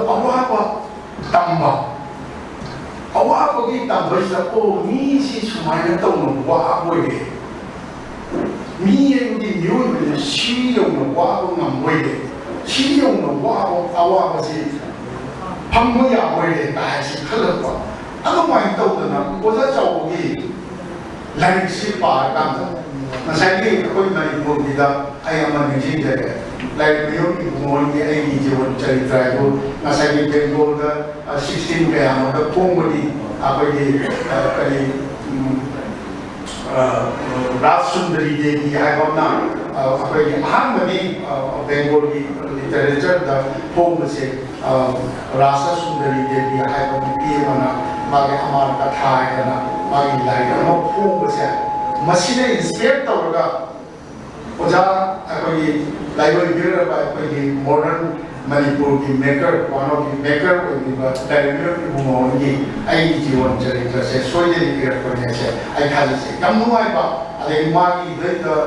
बेंगो अपनी सिलचर दले कांड में हम मसाजिन उसी पीड़ित ने भाग दे ला अपनी का है वो सिलचर इस लंदन टू डैम का है ना उसी थोड़ी देर ने नांगी का के होगा तो ना दे कि मोई मयां मसाजिन उसी तो मणिपुरी दादी ने को मोई फूने का है मयां कोई मोन मामा नो मेरे घर को मिल रहा फूनर हुआ अदु मो पार नुंगाई सब मधु आई सीना अदुगा अतई मां की अवा करी वाली मां की कुर्सी असे हो गया इरम दे पंक्ति द चिंग से बाय नसाई की आइना लाइक मसक तासे रुरेगा को बिदिया रुई भातो अदु मोय अनु बसा साव की सिनी याम सीना नसाई की critiquing mami jing adum jiwo ji yam influential way ba English literature da khande amada khande regional literature da khande yam na influential way ba critiquing na highly ja like khande film khande drama khande kalim mai de na khande mashe review worthy way ba yam important मसी analysis तो वो दरकार हुई गई या important है मतलब एक मणिपुर दे कोई दे मणिपुर दे नावे फिल्म की मतंग ओजा अकोई एमएसी मणिपुर की लाइब्रेरी है मणिपुर की फिल्म दे कछु फिल्म बमी ममी मोइना थाय मणिपुर द फिल्म ने नरी अयुकी अखोई देली मचई मथागा अखोई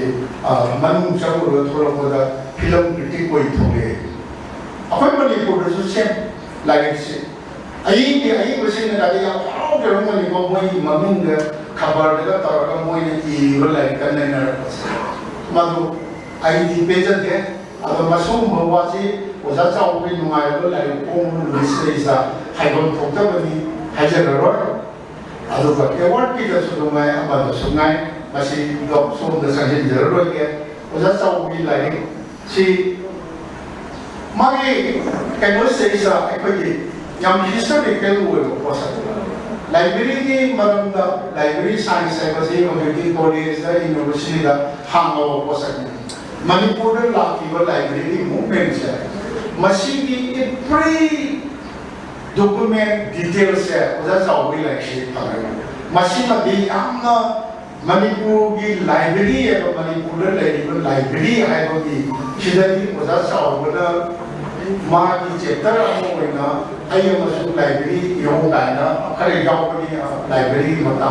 मसी याम ममल नाइरबा कुइर ममल ले कदवा दो पोसक अमोय सुमाय तो मागी पुसिगी लंबी स्टेज येंबिउ को याम हाइजर मा लाइब्रेरी याववे लोय हाइबो गदी ओजा साउना आइबु ngangan बगी लाइक सी मरद नंग खर ngang दे यादरे गायना तौबसिदा सोजन ngangan मिंगदा बवा आई हाइजर मागी पुसिगी फेस याम नुसिदा दुबी अमुते नते अनिर काइनन आई नुसिननि अमदी अपगी करी वाकी सही नारो सी सही याम नुसिबा ताबदा लंबी इसिदा गाय सही हले नाइना माना कोई नुहोम से मधुम को पुनः चाउबी पुसी मा थोके माई मामा ने को मान नुसी जो नबी से कोई पुरुष से लग तीन बजे चक्री अतम वही वाली का से लीबा लेकिन मान वार के दो मयाम से मसी पाबिरे खंगी नी अदम मणिपुर दा आई मसी याम मरु वे बनेला लौजे बवा खतम आजे के ने अनियोम चंग है मणिपुर लाइक से लाइक कुमर लाइक लोन जे है औदुक जब नुपा कना नो आई दी खरा की पाटोन तो है योरु ने लाइक योरु ने लाइक कुमर मिता योरु अदो यमता ना ममन नन रुपा चाम चंबा लाइक रुपा या कई ममन चनी था या कई दे योरु तो हाय द तो द योनि ब यावे अदुगा योले आइना लोकी बने न लेयुरे अदुगा आई माना ते द प्रेजेंट तो गुबा नुमाय का बया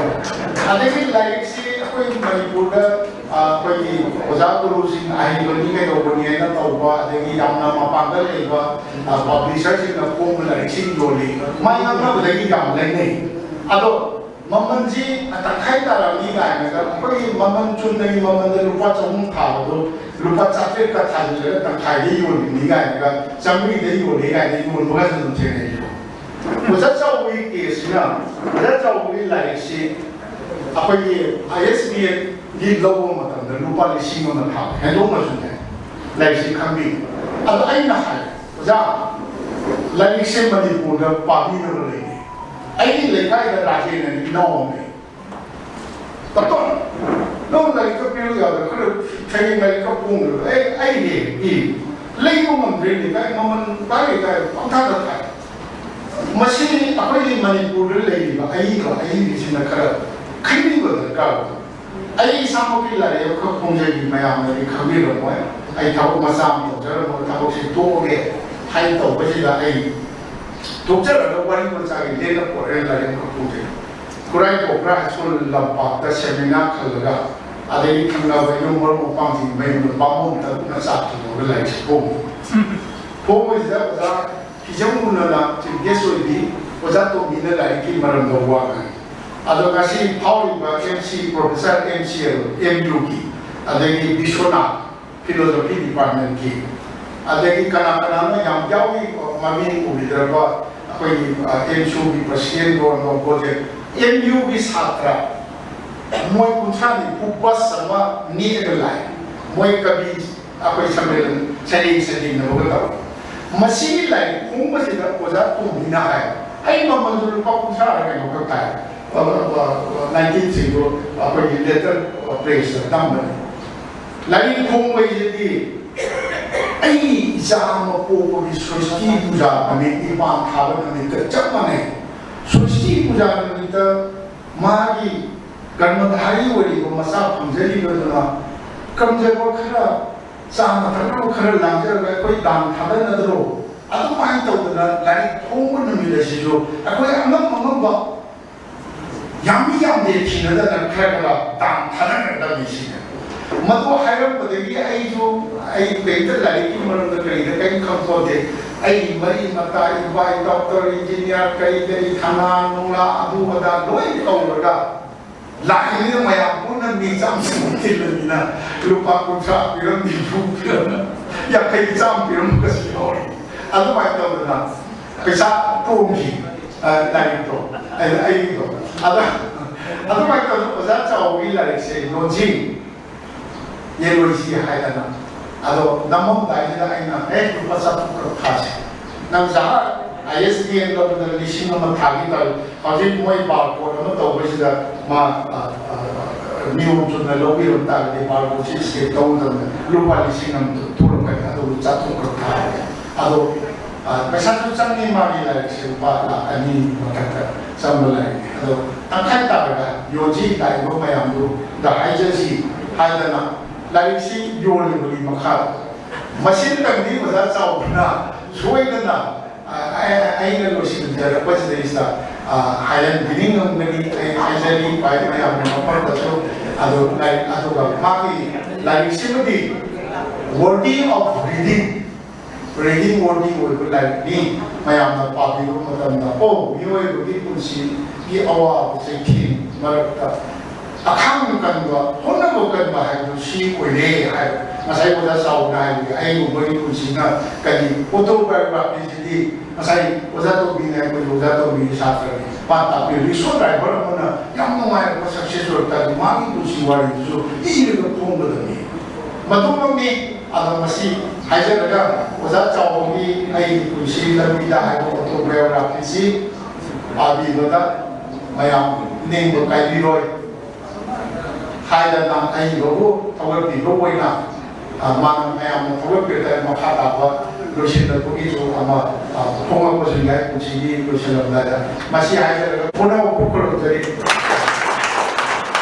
de lare ki man ta ya mi tawar ko biram ba ai maro man da concept ko thagat chai makan sine ko ni ke so bono ne le sing bi ba sini en kiran kumar singhobu Bapak kadang terkena nama kos juga. Mantan sendiri Manipuri koridor kelas sensitif di library di hotel. Sebagai bau dan sebagai manumang bermapakan mereka. Jadi, Maya dengan sendiri mengasihi sesuatu dari formula atau lebih pada family bah. Kamjun Radha Kumar Singh, as retired, Nopu, Honorable Exhaustion Guru, President Manipuri Literary Society in Far. Agi baru Kajunium Santa Aga, Jika Lariki Maranda, Yaman Tizana, Kamiramba, Manipur Constant Journalist, Editor, Senator, Adikai Korbuchai. Masih Julai Kutup. Kamukan Sinzalea in Sri Una Yamia family Amanina Pose. The Chaugi symbolizing form of the Manipuri corridor concert. Manipuri concert corridor concert is the Ibu Mam Pumuya, the young people of Yana was a content of Tarchay. Kalpun Matanga Manipuri Literary Society in Far, Amasum Society Sigi, Tony looking from the Tasena, like Fomba, Hibis, Tomsi, Loymosi of Maru, you could be correlated with Amadi,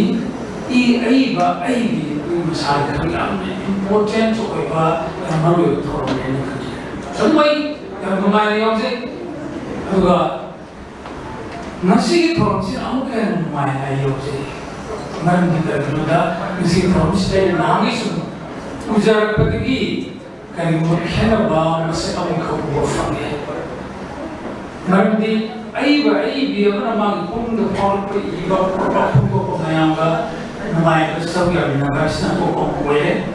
ꯁꯤꯒꯤ ꯂꯥꯏꯔꯤꯛꯁꯤꯡ ꯑꯁꯤ ꯐꯣꯡꯕ ꯃꯇꯝꯁꯤꯗꯩꯁꯤꯗ ꯑꯩꯅ ꯍꯧꯖꯤꯛꯁꯤ ꯀꯔꯤꯅꯣ ꯍꯥꯏꯕꯗ ꯑꯣꯖꯥ ꯆꯥꯎꯕꯒꯤ ꯄꯨꯟꯁꯤꯁꯤꯗ ꯃꯥꯒꯤ ꯃꯄꯨꯟꯁꯤ ꯆꯨꯞꯄꯁꯤ ꯂꯥꯏꯔꯤꯛ ꯌꯥꯝꯅ ꯅꯨꯡꯁꯤꯖꯅ ꯁꯦꯟꯅꯗꯨꯅ ꯂꯥꯛꯄ ꯁꯤꯗ ꯅꯠꯇꯅ ꯂꯥꯏꯕ꯭ꯔꯦꯔꯤꯒꯤ ꯏꯍꯧꯅ ꯃꯅꯤꯄꯨꯔꯤ ꯈꯨꯟꯅꯥꯏ ꯑꯁꯤꯕꯨ ꯃꯄꯥꯡꯒꯜ ꯍꯥꯞꯄꯒ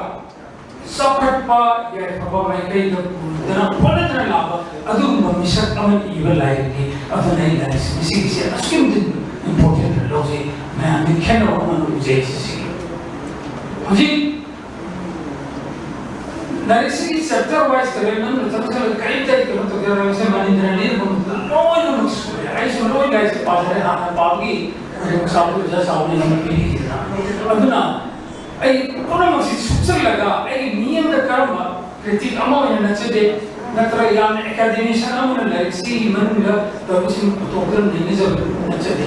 ꯑꯩꯅ ꯄꯥꯔꯨꯔꯒ ꯊꯃꯣꯏꯁꯤꯗ ꯐꯥꯎꯕ ꯀꯔꯤꯒꯨꯝꯕ ꯋꯥꯐꯝ ꯈꯔ ꯑꯩ ꯊꯝꯖꯩ ꯌꯥꯝ ꯃꯐꯝꯗ ꯑꯩꯅ ꯍꯥꯏꯖꯅꯤꯡꯉꯤꯁꯦ ꯑꯩ ꯃꯔꯨꯞ ꯀꯝꯊꯪ ꯆꯥꯎꯕꯒꯤ ꯅꯤꯡꯁꯤꯡ ꯋꯥꯔꯤ ꯍꯥꯏꯔꯤꯕ ꯅꯤꯡꯁꯤꯡ ꯋꯥꯔꯤ ꯑꯩꯒꯤ ꯄꯨꯟꯁꯤ ꯂꯝꯕꯤꯗ ꯑꯣꯇꯣꯕꯥꯏꯑꯣꯒ꯭ꯔꯥꯐꯤꯅꯤ ꯃꯥꯁꯤ ꯅꯤꯡꯁꯤꯡꯕꯅꯦ ꯀꯔꯤ ꯂꯣꯏ ꯁꯨꯔꯦ ꯃꯦꯃꯣꯔꯤꯒ ꯑꯣꯇꯣꯕꯥꯏꯑꯣꯒ꯭ꯔꯥꯐꯤ ꯈꯔ ꯈꯦꯠꯅꯕ ꯇꯦꯛꯅꯤꯀꯦꯜ ꯈꯔ ꯈꯤꯇꯪ ꯈꯦꯠꯅꯕ ꯂꯩ ꯑꯗꯨꯒ ꯑꯩꯅ ꯁꯨꯃꯥꯏꯅ ꯄꯥꯖꯔꯦ ꯂꯥꯏꯔꯤꯛꯁꯤ ꯃꯥꯅ ꯂꯥꯏꯕ꯭ꯔꯦꯔꯤꯌꯟ ꯑꯃ ꯑꯣꯏꯅ ꯏꯊꯣꯛꯄ ꯋꯥꯔꯤ ꯈꯛꯇ ꯅꯠꯇꯦ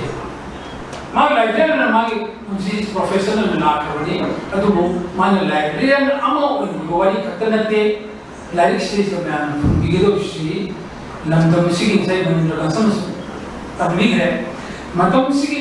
ꯃꯅꯤꯄꯨꯔ ꯃꯇꯝꯁꯤꯒꯤ ꯃꯔꯨꯑꯣꯏꯅ ꯏꯝꯐꯥꯜ ꯃꯌꯣꯜ ꯈꯤꯇꯪꯁꯤꯒꯤ ꯏꯝꯐꯥꯜꯒꯤ ꯑꯥꯎꯠꯁꯀꯔꯠꯁ ꯒ꯭ꯔꯦꯇꯔ ꯏꯝꯐꯥꯜꯒꯤ ꯑꯦꯔꯤꯌꯥꯁꯤꯡꯗ ꯃꯇꯝ ꯑꯣꯏꯅ ꯑꯣꯏꯔꯕ ꯁꯛꯇꯝꯗꯁꯨ ꯎꯕꯤꯔꯅꯤ ꯈꯨꯟꯅꯥꯏꯒꯤ ꯃꯁꯛ ꯎꯕꯤꯔꯅꯤ ꯀꯪꯂꯩꯆꯥ ꯑꯃ ꯑꯣꯏꯅ ꯊꯦꯡꯅꯔꯛꯄ ꯑꯩ ꯀꯪꯂꯩꯆꯥ ꯍꯥꯏꯖꯔꯦ ꯀꯪꯂꯩꯆꯥ ꯑꯃ ꯑꯣꯏꯅ ꯊꯦꯡꯅꯔꯛꯄ ꯃꯥꯒꯤ ꯄꯨꯟꯁꯤꯗ ꯃꯥꯅ ꯊꯦꯡꯅꯕ ꯁ꯭ꯇ꯭ꯔꯒꯜ ꯃꯌꯥꯝ ꯃꯥ ꯈꯨꯗꯣꯡꯊꯤꯕ ꯃꯌꯥꯝ ꯃꯥꯌꯣꯛꯅꯔꯛꯄ ꯑꯋꯥ ꯅꯨꯡꯉꯥꯏ ꯊꯧꯗꯣꯛ ꯀꯌꯥ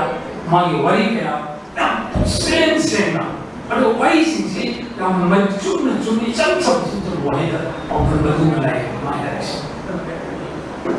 ꯊꯣꯏꯗꯣꯛ ꯍꯦꯟꯗꯣꯛꯅ ꯑꯣꯖꯥ ꯆꯥꯎꯕꯒ ꯃꯔꯤ ꯂꯩꯅ ꯑꯩꯅ ꯁꯤ ꯃꯇꯥꯡꯁꯤꯗ ꯑꯩꯅ ꯄꯥꯔꯁꯣꯅꯦꯜ ꯑꯣꯏꯕ ꯑꯩꯒꯤ ꯂꯅꯥꯏꯒꯤ ꯃꯤꯠꯌꯦꯡꯁꯤꯗ ꯁꯤꯗꯩꯁꯤꯗ ꯑꯩꯉꯣꯟꯗ ꯐꯥꯎꯔꯛꯄ ꯋꯥꯈꯜ ꯑꯃꯁꯨ ꯂꯩꯖꯩ ꯃꯥꯒꯤ ꯄꯨꯟꯁꯤꯁꯤ ꯃꯥꯒꯤ ꯁꯤꯟꯐꯝ ꯃꯔꯨꯑꯣꯏꯅ ꯂꯥꯏꯔꯤꯛꯁꯤꯒ ꯀꯣꯟꯅꯅ ꯁꯨꯝ ꯂꯥꯛꯄ ꯃꯥꯒꯤ ꯄꯨꯟꯁꯤ ꯃꯥꯒꯤ ꯁꯤꯟꯐꯝꯁꯤꯅ ꯃꯔꯝ ꯑꯣꯏꯗꯅ ꯃꯉꯣꯟꯗ ꯇꯣꯉꯥꯟꯕ ꯋꯥꯈꯜꯒꯤ ꯃꯉꯥꯜ ꯑꯃ ꯁꯣꯏꯗꯅ ꯐꯪꯍꯟꯒꯅꯤ ꯍꯥꯏꯕꯁꯦ ꯂꯥꯏꯔꯤꯛ ꯍꯥꯏꯕꯁꯤ ꯇ꯭ꯔꯦꯖꯔ ꯑꯣꯐ ꯅꯣꯂꯦꯖꯅꯤ ꯃꯤꯑꯣꯏꯕꯒꯤ ꯑꯗꯨꯅꯗꯤ ꯑꯗꯨꯒ ꯇ꯭ꯔꯦꯖꯔꯁꯤꯡꯗꯨꯗ ꯂꯣꯏꯅꯗꯅ ꯁꯨꯝ ꯂꯩꯔꯕꯅꯤꯅ ꯃꯥꯅ ꯃꯥꯒꯤ ꯁꯤꯟꯐꯝꯗ ꯃꯔꯨꯑꯣꯏꯅ ꯃꯥꯒꯤ ꯀꯣꯛꯇ ꯀꯔꯤꯒꯨꯝꯕ ꯃꯉꯥꯜ ꯑꯃ ꯁꯣꯏꯅ ꯐꯪꯍꯟꯒꯅꯤ ꯑꯗꯨꯅ ꯂꯥꯏꯔꯤꯛꯁꯤ ꯏꯕꯒꯤ ꯋꯥꯈꯜꯁꯨ ꯂꯥꯛꯑꯃꯅꯤ ꯑꯗꯨꯅ ꯂꯥꯏꯔꯤꯛ ꯑꯃꯒꯤ ꯒ꯭ꯌꯥꯟꯒꯤ ꯃꯇꯦꯡꯅ ꯂꯥꯏꯔꯤꯛꯇꯨ ꯂꯣꯏꯅ ꯂꯩꯔꯕꯅꯤꯅ ꯇ꯭ꯔꯦꯖꯔ ꯑꯣꯐ ꯅꯣꯂꯦꯖ ꯑꯗꯨꯅ ꯂꯥꯏꯔꯤꯛ ꯑꯃꯁꯨꯡ ꯒ꯭ꯌꯥꯟꯒꯤ ꯃꯇꯦꯡꯅ ꯃꯤꯑꯣꯏꯕꯒꯤ ꯁꯦꯕꯥ ꯃꯤꯑꯣꯏꯕꯒꯤ ꯈꯨꯟꯅꯥꯏꯁꯦ ꯀꯗꯥꯏ ꯐꯥꯎꯕ ꯇꯧꯕ ꯌꯥꯕꯒꯦ ꯍꯥꯏꯕꯗꯣ ꯑꯣꯖꯥꯒꯤ ꯃꯐꯝꯗꯗꯤ ꯁꯣꯏꯗꯅ ꯐꯥꯎꯔꯛꯀꯅꯤ ꯃꯁꯤ ꯑꯩꯒꯤ ꯂꯅꯥꯏꯅ ꯁꯨꯃꯥꯏꯅ ꯐꯥꯎꯖꯔꯤꯁꯦ ꯑꯩꯈꯣꯏꯒꯤ ꯃꯤꯠꯌꯦꯡꯗꯗꯤ ꯂꯥꯏꯕ꯭ꯔꯦꯔꯤ ꯑꯁꯤ ꯏꯁ ꯖꯁ ꯑ ꯕꯤꯜꯗꯤꯡ ꯑꯃ ꯑꯣꯏꯅ ꯑꯗꯒꯤ ꯕꯣꯛꯁꯦꯁ ꯑꯣꯐ ꯕꯨꯛꯁ ꯂꯥꯏꯔꯤꯛ ꯃꯌꯥꯝ ꯕꯦꯛ ꯃꯌꯥꯝ ꯍꯥꯞꯇꯅ ꯊꯝꯃꯤꯕ ꯂꯥꯏꯔꯤꯛ ꯄꯥꯅꯕ ꯇꯦꯕꯜ ꯐꯝꯗꯅ ꯆꯧꯀ꯭ꯔꯤ ꯑꯁꯨꯃꯥꯏꯅ ꯁꯨꯝ ꯏꯆꯝ ꯆꯝꯕ ꯄꯣꯠ ꯑꯣꯏꯅ ꯑꯩꯈꯣꯏꯅ ꯎꯔꯝꯕ ꯌꯥꯏꯑꯕ ꯑꯗꯨꯕꯨ ꯑꯣꯖꯥ ꯆꯥꯎꯒꯤ ꯃꯐꯝꯗꯗꯤ ꯇꯣꯉꯥꯟꯕ ꯃꯤꯠꯌꯦꯡ ꯑꯃ ꯃꯁꯛꯁꯤꯡ ꯎꯔꯝꯕꯅꯤ ꯁꯣꯏꯗꯅ ꯁꯤ ꯑꯩꯅ ꯀꯟꯅ ꯐꯤꯜ ꯇꯧꯕꯗꯤ ꯃꯥꯒꯤꯁꯨ ꯄꯥꯔꯨꯔꯒ ꯃꯉꯣꯟꯗꯗꯤ ꯃꯌꯥꯝ ꯄꯨꯝꯅꯃꯛ ꯀꯔꯤ ꯍꯥꯏꯕ ꯎꯔꯝꯕꯅꯤ ꯍꯥꯏꯕꯗ ꯑꯁꯥꯒꯤ ꯃꯩꯔꯥ ꯆꯥꯛꯏꯕ ꯑꯗꯨꯒꯨꯝꯕ ꯁꯪꯂꯦꯟ ꯑꯃ ꯑꯗꯨꯒꯤ ꯋꯥꯈꯜ ꯂꯧꯁꯤꯡ ꯄꯨꯀꯩ ꯑꯗꯨꯒ ꯃꯌꯥꯝꯗꯨ ꯐꯪꯅꯅꯕ ꯆꯠꯅꯕ ꯆꯩꯁꯨ ꯎꯄꯥꯏ ꯑꯃ ꯎꯔꯝꯒꯅꯦꯕ ꯃꯌꯥꯝꯁꯤꯃ ꯑꯗꯨꯅ ꯃꯔꯝ ꯑꯣꯏꯗꯅ ꯑꯣꯖꯥ ꯆꯥꯎꯕꯅ ꯃꯅꯤꯄꯨꯔꯗ ꯂꯥꯏꯕ꯭ꯔꯦꯔꯤ ꯏꯍꯧꯕ ꯁꯥꯔꯛꯄꯗ ꯑꯀꯟꯕ ꯊꯧꯗꯥꯡ ꯂꯧꯔ ꯀꯠꯊꯣꯛꯑ ꯂꯥꯛꯈꯤꯕꯅꯤ ꯑꯗꯨꯅ ꯑꯩꯅ ꯍꯥꯏꯖꯅꯤꯡꯉꯤ he saw opportunity librarian ꯑꯃ ꯃꯥꯅ library table from the desk from the counter from the he saw opportunity there. He saw hope. Assign money. He saw the face of the young leader, right? Papa, none may have been one piece in the Urga, no, but he unwashed like a single one, Mama. I know what type of mom is so Kali. Aduga, Kanaguma. I'm like to part my come the book and mom knowledge. Monkey, come up. Adugi, my thought, not my thoughts to he should have seen the curious mind being sparked by a book. Man, that's all we from that. Like, see the rock. One part, get to walk on the one, like, and I see. Was it? Srika, Tator, I didn't walk away, but you did. Nasiki, money for you. Nasiki, the Gamma Mamsi,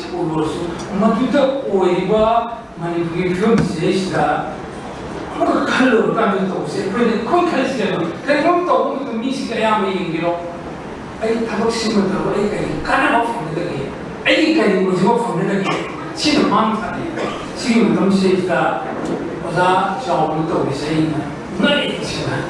Masaki was a lot the Yenamana, Manipush the library maintain the Toga, Manipush, oh, a home, Porcani. The own workini, Yakov plans to look at man, what is about library of Mountain Country? Must say party in there. My grand was elected, I remember familiarity is part. And the Congo was among you, and the Carolina of the Sakers. I do. No matter the hot of Katoga, sacrifice the local Susia, the lucky. Aduna, one library, you see, I know, has come to the mountain the library, you Kunga.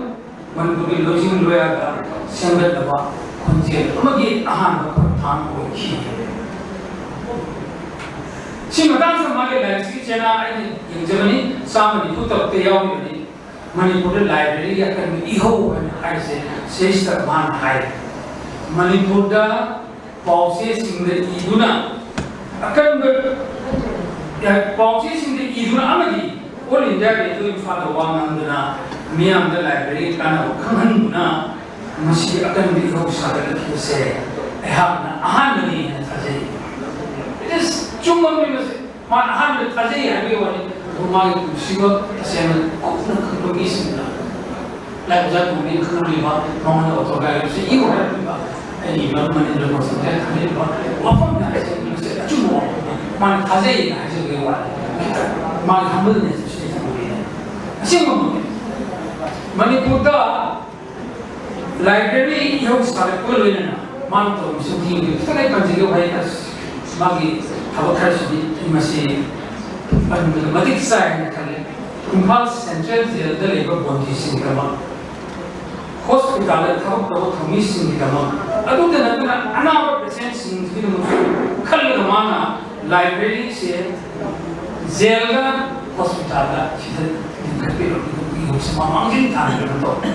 She, I don't Manipura, my history, you know, say, Manipura, like Mila, and see, the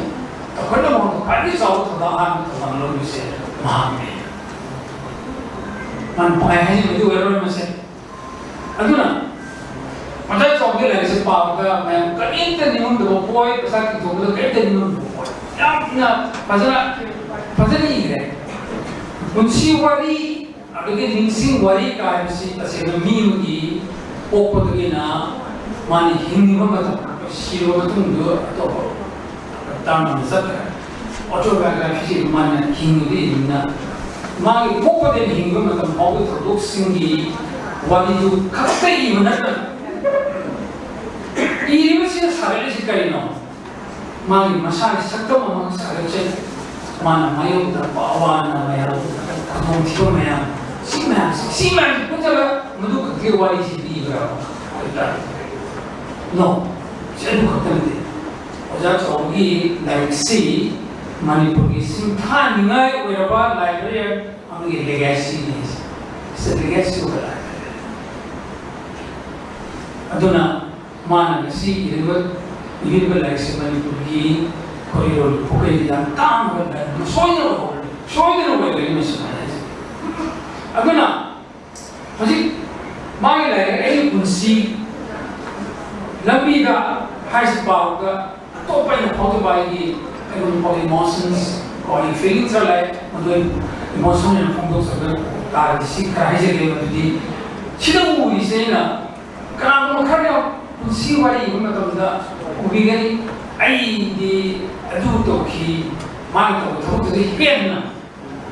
ai adu to ai the aka to ki ai masi to mi masi to mi ka pan na ya comment and no to the what you say masi magi shede so ten heads in the magi aduna इंग्रजी में था कि exaggeration योग दिया show watching है का वाह सिमुशु आई channel में मांगे एक्चुअली था aduna पुंसी की मांगे पुंसी से भी कॉमन लड़ों के बाद तो क्या सी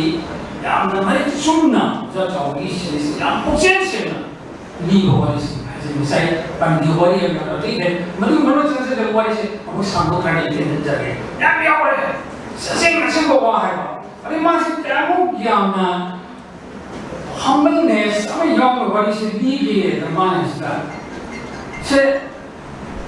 बड़ी सी लीग होगा माने आई बात सी ना है को होगा आई मसिंग सी ई होगा अच्छा कल का ना आई नहीं का जब तो इन सौ भी तो नहीं जाएगा मसिंग तुम्हारे तो भी आई मसिंग हम भी नहीं को नहीं वो तो ना ताम के तो वो नहीं का ऐसे मसिंग करेंगे सिंगदी मोदी तो इथोरे मान करेंगे सिंगदी सिंगदा अतिम बरोड़ा सियल ना सी अतिम सियल दल मसी मैं उम्मीद मागी फर्स्ट सेक्टर से आई पोपा मुझे लाइक तो बहुरपा अंगाम उन्हें कुंसी साक्ताम गेवा बनंगा हैंडीमैन ना था तो वा कर्म सियाव भी मागी ना सिंगन फंसना आने नुमाई ने कोई पाप नहीं समझगा और मामा सुबह पंडो सेसु इसागी असोइबा असोन में आया फोन नहीं थोप ना इसागी असोइबा आराम दो फोन में आया खंडन में थोप ना बाय सी अताम ने जेन पांडवा मथुना ने तो मीने दिन होए अदना जा साउसन बोल को करे जस मसुई हम देंगे देखिए अमरोंगा सिमो में आप जाओगे मान मांगे achievement में मांगे कुंसीगी माय पापा मीन मोनी क्या करो उपा दुंसत अब दे सम्मान में बा कब क्या सम्मान याम सोफोपा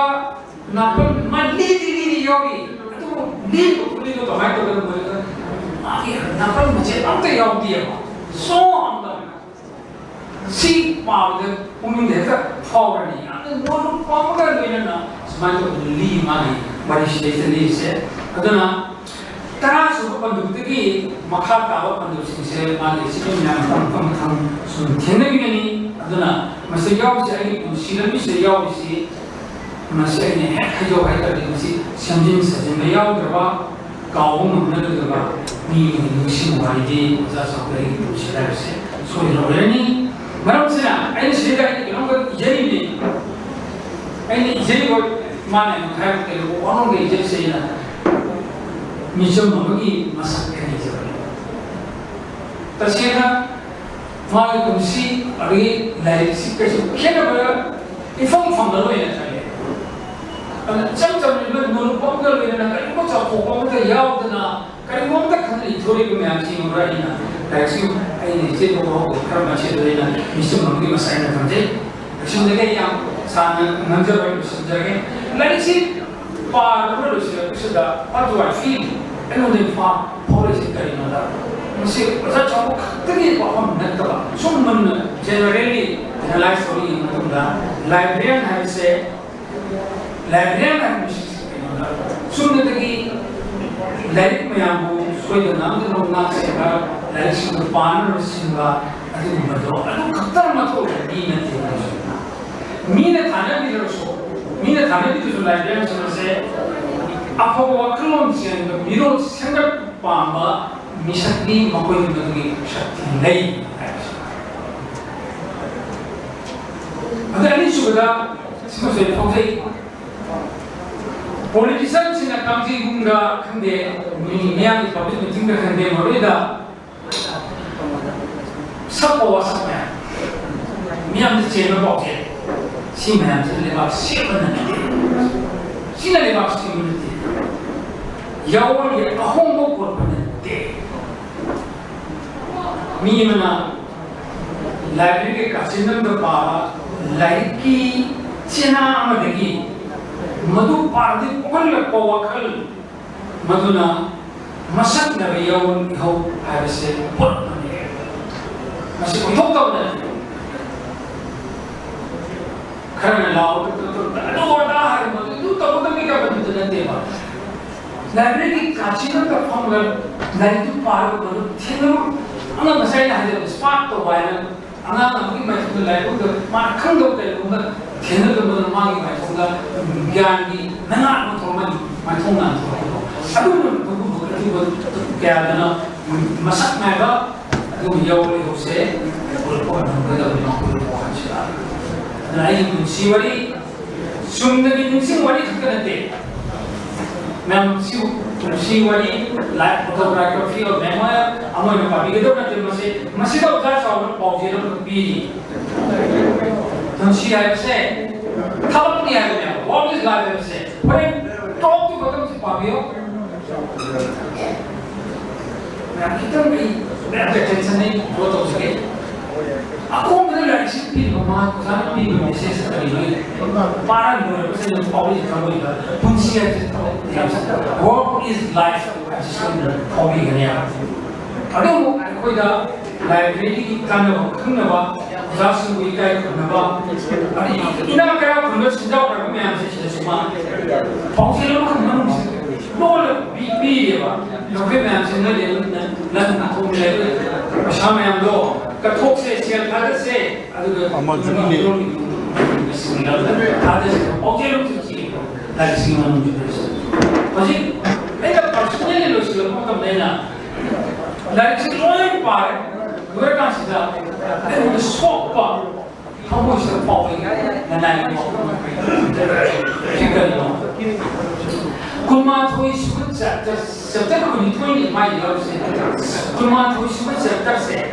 masih asuki mati hasil. Orang sih dia sih na, hoki loh orang, ki lo sih apa waktu ni sih. Mai sini kumah tuh, sini kunjungan tadi. kunjungan cerita je, awak perlu tre kerja bagi misi ada se, saya dah sahaja misi, cak sana pasal ni, segi cerita je, mana reflective leadership ada, mana segi memang kerja mana tu lena, nungai pun yang mesti pelak pun saya asyik pelak segi reflection mengalami. Faktor komplit bagi ini bagaimana teknologi ini,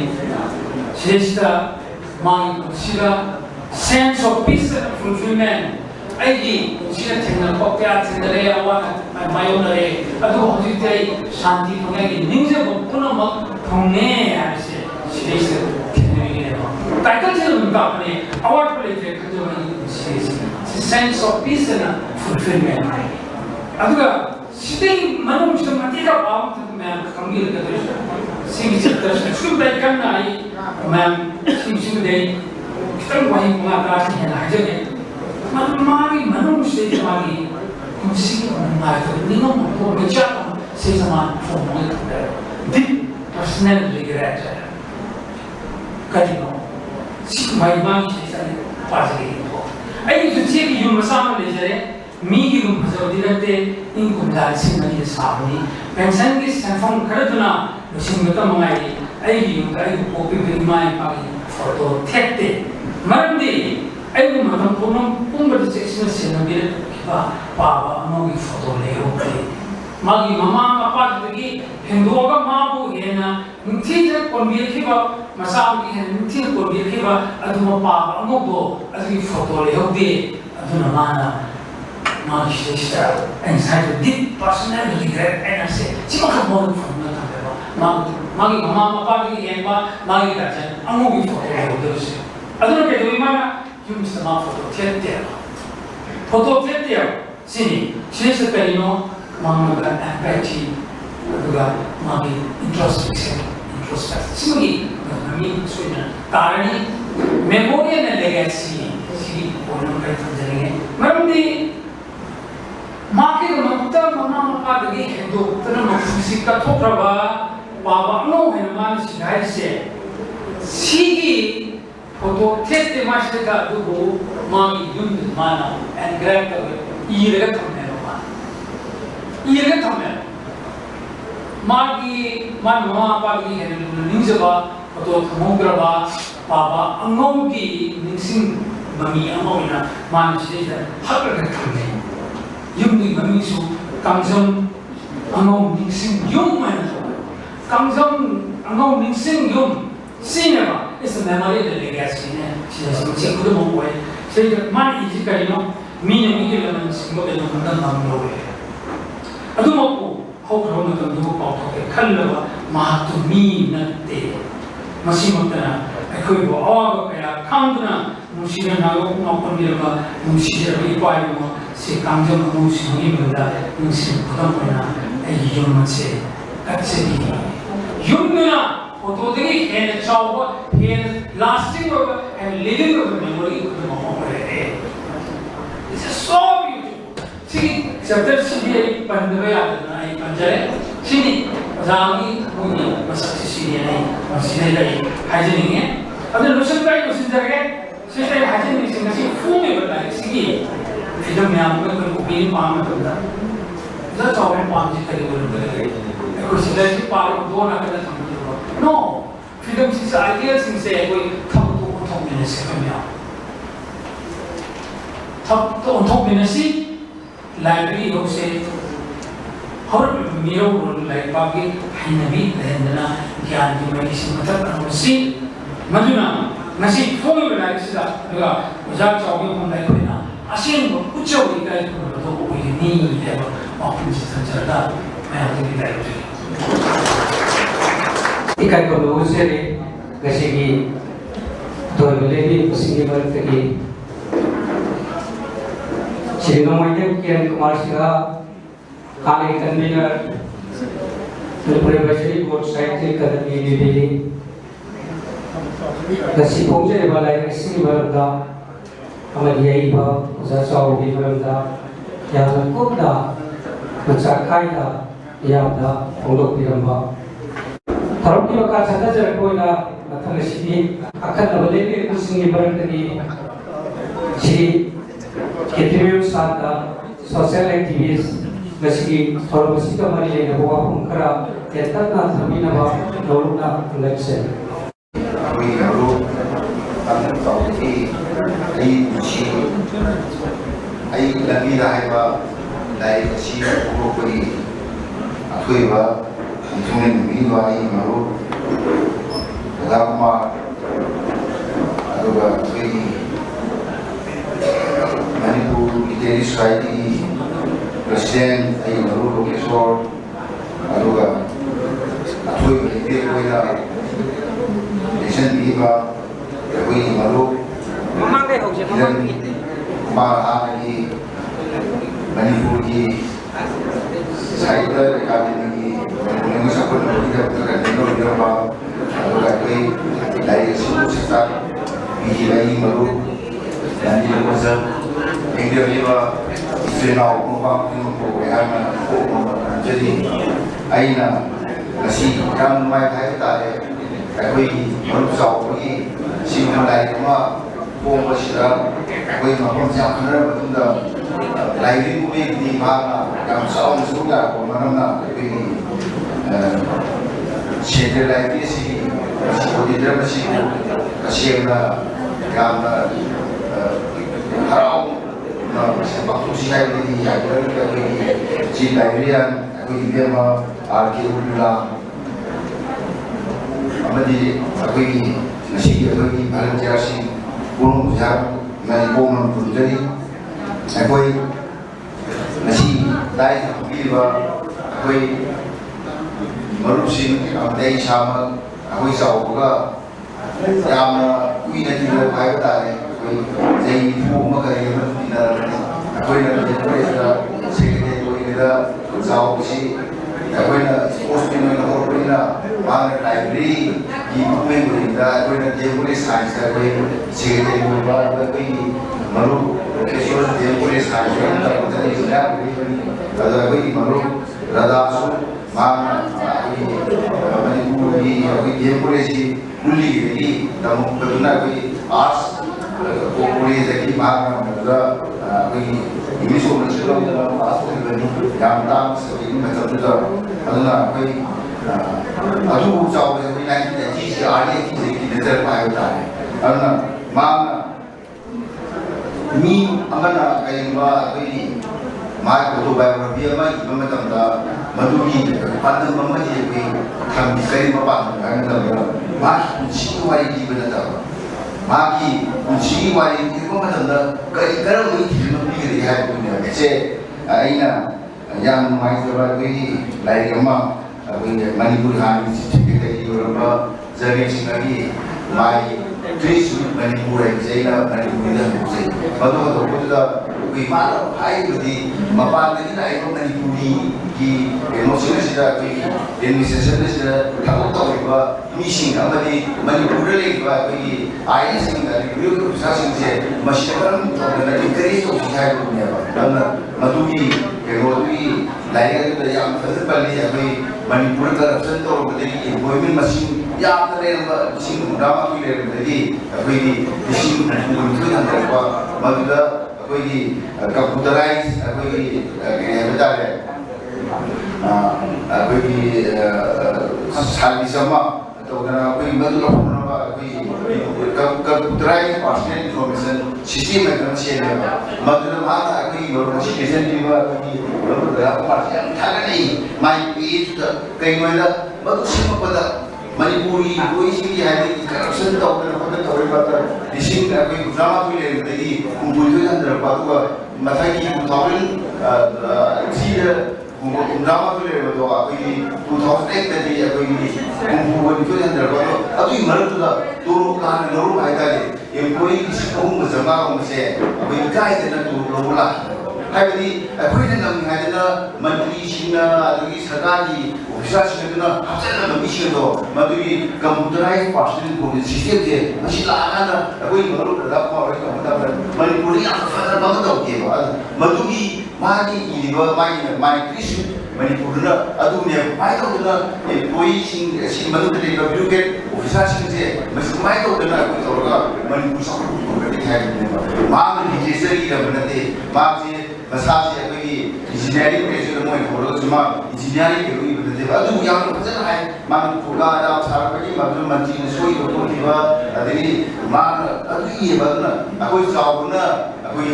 ꯍꯥꯏꯒꯗꯧꯔꯤꯕꯁꯤꯒꯤ ꯃꯅꯨꯡꯗ ꯃꯥꯅ ꯑꯩꯈꯣꯏ ꯃꯅꯤꯄꯨꯔꯤ ꯂꯥꯏꯔꯤꯛ ꯃꯨꯞꯃꯦꯟꯒꯤ ꯃꯔꯝꯗ ꯃꯍꯥꯛ ꯏꯗꯕ ꯌꯥꯗꯦꯕ ꯑꯗꯨꯅꯅꯤ ꯃꯥꯅ ꯂꯥꯏꯔꯤꯛ ꯃꯨꯞꯃꯦꯟꯗ ꯃꯥꯅ ꯑꯩꯈꯣꯏꯒꯤ ꯃꯔꯨꯞ ꯑꯩꯈꯣꯏꯒꯤ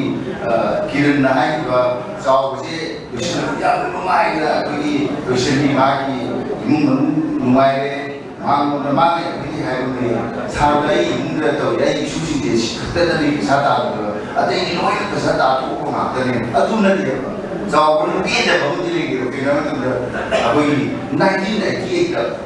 1998ꯗ ꯄꯥꯁ ꯇꯧꯈꯤꯕ ꯃꯅꯤꯄꯨꯔ ꯂꯥꯏꯔꯤꯛ ꯑꯦꯛꯁꯦ ꯄꯨꯊꯣꯛꯇꯕꯁꯦ ꯃꯉꯣꯟꯗ ꯍꯧꯖꯤꯛꯐꯥꯎ ꯃꯤꯅꯣꯡ ꯄꯣꯛꯗꯦꯕ ꯑꯗꯨ ꯃꯥꯅ ꯐꯅ ꯍꯥꯏꯖꯕꯒꯤ ꯋꯥꯅꯤ ꯃꯗꯨꯒꯤ ꯑꯋꯥꯕ ꯑꯃꯗꯤ ꯄꯨꯔ ꯆꯠꯈꯤꯕ ꯑꯗꯨꯒ ꯃꯗꯨꯒꯤ ꯑꯋꯥꯕꯗꯣ ꯃꯗꯨ ꯑꯩ ꯄꯨꯍꯟꯅꯤꯡꯗꯦ ꯃꯥꯅ ꯍꯥꯏꯔꯤꯕ ꯃꯥꯒꯤ ꯑꯔꯣꯏꯕ ꯆꯦꯞꯇꯔꯁꯨ ꯃꯥꯒꯤ ꯂꯃꯥꯏꯁꯤꯡꯗ ꯍꯥꯏꯔꯤꯕ ꯃꯥꯒꯤ ꯅꯨꯡꯉꯥꯏꯕ ꯄꯨꯟꯁꯤ로 ꯂꯦꯜꯂꯤ ꯍꯥꯏꯕ ꯃꯥꯅ ꯍꯥꯏꯖꯟꯅꯕꯅꯦ ꯃꯥꯏꯀꯣꯛꯇ ꯁꯣꯜꯂꯦꯕ ꯑꯩꯈꯣꯏꯒ ꯑꯣꯐꯤꯁꯇ ꯂꯥꯛꯑꯒ ꯐꯝꯃꯤꯟꯅꯕ ꯅꯨꯡꯗꯥꯡꯋꯥꯏꯔꯝꯁꯤꯗ ꯑꯁ ꯃꯁꯤ ꯃꯅꯤꯄꯨꯔ ꯂꯥꯏꯕ꯭ꯔꯦꯔꯤ ꯀꯩꯅꯣꯒꯤ ꯑꯦꯛꯁꯦ ꯃꯥꯅ ꯄꯥꯏꯌꯣꯅꯤꯌꯔ ꯑꯣꯏꯕ ꯑꯦꯛ ꯑꯃꯅꯦꯕ ꯁꯤꯗ ꯑꯩꯈꯣꯏꯒꯤ ꯂꯥꯏꯕ꯭ꯔꯦꯔꯤ ꯃꯨꯞꯃꯦꯟꯇ ꯁꯔꯨꯛ ꯌꯥꯝ ꯌꯥꯎꯔꯤ ꯁꯤꯗ ꯑꯩꯈꯣꯏꯒꯤ ꯃꯔꯨꯞꯁꯤꯡ ꯑꯩꯈꯣꯏꯒꯤ ꯃꯄꯥꯡꯁꯤꯡ ꯌꯥꯝ ꯌꯥꯎꯔꯤꯕ ꯃꯈꯣꯏ ꯂꯣꯏꯅꯃꯛꯇꯤ ꯄꯥꯝꯃꯤꯗꯤ ꯑꯩꯈꯣꯏ 1988ꯗ ꯄꯥꯁ ꯇꯧꯈꯤꯕ ꯁꯦ ꯌꯥꯝꯕ ꯒꯤꯔꯤꯙꯥꯔꯤ ꯃꯗꯨꯗ ꯌꯥꯎꯈꯤꯕꯅꯤ ꯑꯩꯈꯣꯏꯒꯤ ꯃꯔꯨꯞ ꯁꯝꯀꯅꯥ ꯌꯥꯎꯈꯤꯕꯅꯤ ꯃꯔꯨꯞ ꯔꯇꯟ ꯌꯥꯎꯈꯤꯕꯅꯤ ꯑꯗꯒꯤ ꯃꯔꯨꯞ ꯑꯩꯈꯣꯏꯒꯤ ꯏꯌꯥꯝꯕꯁꯤꯡ ꯀꯌꯥ ꯌꯥꯎꯈꯤꯕꯅꯦꯕ ꯑꯗꯨ ꯌꯥꯎꯈꯤꯕ ꯃꯌꯥꯝꯗꯨ ꯃꯈꯣꯏ ꯈ꯭ꯋꯥꯏꯗꯒꯤ ꯑꯃꯒ ꯑꯃꯒ ꯀꯩꯅꯣ ꯇꯧꯔꯁꯨ ꯃꯣꯏ ꯅꯨꯡꯉꯥꯏꯖꯗꯕꯁꯦ library ꯑꯦꯛꯁꯦ 다시 타고 붙들으시면 람처럼 거기에 시작가 오이셔노 BJP 오이셔노 유나이티드 프런트 강무시 옥사가 오이셔노 모두 상관없잖아 마기 거기 나이키 에티에세 거기 마시 타고 보통으로 거기 또 야도 우리 만리푸르에 있는 거기 미신에세 거기 만리푸르 라이브러리 소사이티 말라기 거기 형들이 내가 만리푸르 거기 Manipura, we like Shaji, we simply Kago, then Podana, we Manipur University of Labor. But we put it out, Hamasu, Madri, pass of the graduation law, I don't know, every mission law, but to talk somebody comes out of what they are, we see comes out of Manipur Sakar, PRA, tapi hui, kalau situation adalah 1988 Manipur Library Act masih bagi tahu untuk nama bagi Sakar, pada untuk ini masih dibimbing yang masih itu madu bukan itu, madu seperti mana bagi Manipur Prajagi yang seperti apa Manipur Library 1988 masih ada bagi mati publik kali atau amanah. Jawaban mereka orang sendiri. Mak, apa ini mana pahami Manipur ke mana Malasi, Malasi apa sih berada? Apa ini bahung mai? Apa ini Yusuf bahung mai berada? Apa Jawa apa ini Radan nasi latih? Apa Syabarai? Moyong sih, orang asal lah, moyong dia tu punya apa? Lain ini sudah Malasi masih phóng cả cái quỹ một số cái giao tiền của mình quỹ party ai chỉ biết cái sao đi quỹ party lâu mi muốn đi đây cả cái sự mặc sẽ giao tiền đó mà cái giao của chúng ta phải chỉ là một cái lễ hội giao đó mà tôi nghĩ quỹ giao với tên chúng ta sang này thì vào quỹ cổ nó sẽ là cái nào mai cũng cần lì xì hay gì mà tôi quỹ mà tôi mà tiếc lâu mi có sự đi nhau cái quỹ xì người sai có quỹ rồi đi quỹ xì này đi xấu mà chúng ta quay mai mà cái lồng thì nó giàu nó đi nhầm này đấy lồng thì nó mềm ra nữa mình nói phần nó ra nữa mà tôi nghĩ mà ăn ship mà chúng ta quay mong là mà khánh hiệp cái chúng mà cái ba số mà chúng ta tháo cái số mà là gì lâm mà mất không này là mà khánh hiệp lâm nó không có gì lâm thế mà này mà quay đi ăn cái hôm nay là quay người ta mới giao đi lâm thứ là nó là đi mày ăn cái giao cả lâm nó không nghe lâm nó quay thì nếu thì nó làm ngon thì nó phải nghe đủ thầu cho nó tin được lâm đầu tiên mà lâm là cái gì mà lúc người ta cũng mà không có xấu dài cái người mang chú mà là gì chỉ mà là gì lâm thằng nó đi ông đi xem mà thôi cái gì mà lại xài cái ông đi đấy mà tôi còn rằng là thì lấy ta bà cũng hạt được rồi cái gì không mà không mình mà không thì nó là sau với ý là hoàn toàn hàng ngày lúc hàng ngày mà chúng ta quay vào lúc sáng mà đi làm dân nó bàn thì hay là tai ở thu mình mà thu hàng ngày là xa quá không được xa quá đôi được gì vậy mà tại vì giàu cái hoa gì giàu cái hoa gì mà cái nào hay là gì mà đi phun được rồi mà gì khoai cái gì ngoài giàu quá mai mà lung xoay gì rồi đi giàu ngoài gì giàu hoa đấy là cái gì thay tài như là cái gì mai không giàu đó mà đúng là cái gì hai bữa Manipur Library này amadi Manipur Library làm hàng đó 2015 là cái chuyện thì nó có lệ của anh sẽ sao cái nào mình đi bảo cái đó là giàu cái phải đi ngoài của cái con tâm trí hay sẽ ra đi thank you Ketemen saat social activist kesini kalau masih kembali hukum kayak tapi apa kata kesini kalau masih Singkat suami bawa respected sir Shri Kamjam Sudha Kumar IS teacher bo Singkat suami bawa tapi bawa Nurullah Respected President, ladies and gentlemen, Bapak Rati Ishani kunci marunda Nasi mamin cakap apa isi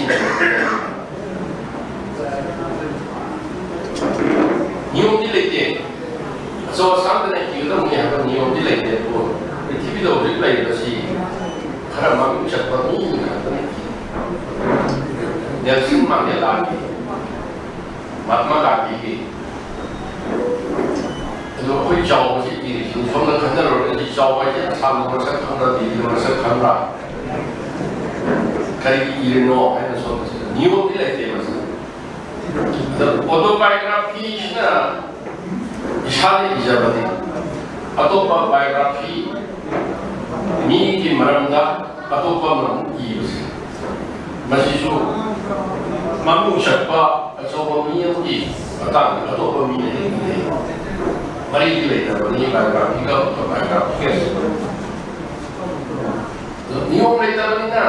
saya sih inarak ni macam sini ibu jadi harus kita beri masih kali kita ada saya ki atau biografi sudah literary macam yau saya tu macam Tesel macam yau, baru nak terjadi jurnal di Bukupara sini suri juga isu. Saya beri pernah show, jadi pernah show bersama dengan all autobiographies and lies. Bersama saya merada di jalan itu nampak itu isu. Mia ni sih mana ni? Ayo awal kani mama ni tak, kani mama perham di jalan ni, kani sabab tahu ni, mayu makai balang kani simba iman mana soal tu bukan ni, soal tu bohong ni, simba iman mana bukan sih kita boleh tidur. Nasi ni yang kenapa sekolah ni? Masih kerana kenapa kita masih hampir dalam pasal meyau, ia pun dalam saya literary text. Masih dia hapun antara di biografi dan autobiography itu, jangan lihat apa pasal ini. Jadi bisa dibaca tu. Minyak lagi, iman mana saya kira masih literary, bermasa meyau berarti. Autobiography itu tak ini. Contoh pasal itu tak ini, kan dong ni. Biografi si orang pada di pergi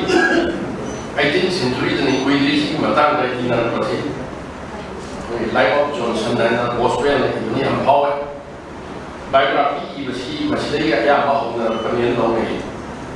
Mana even basis tu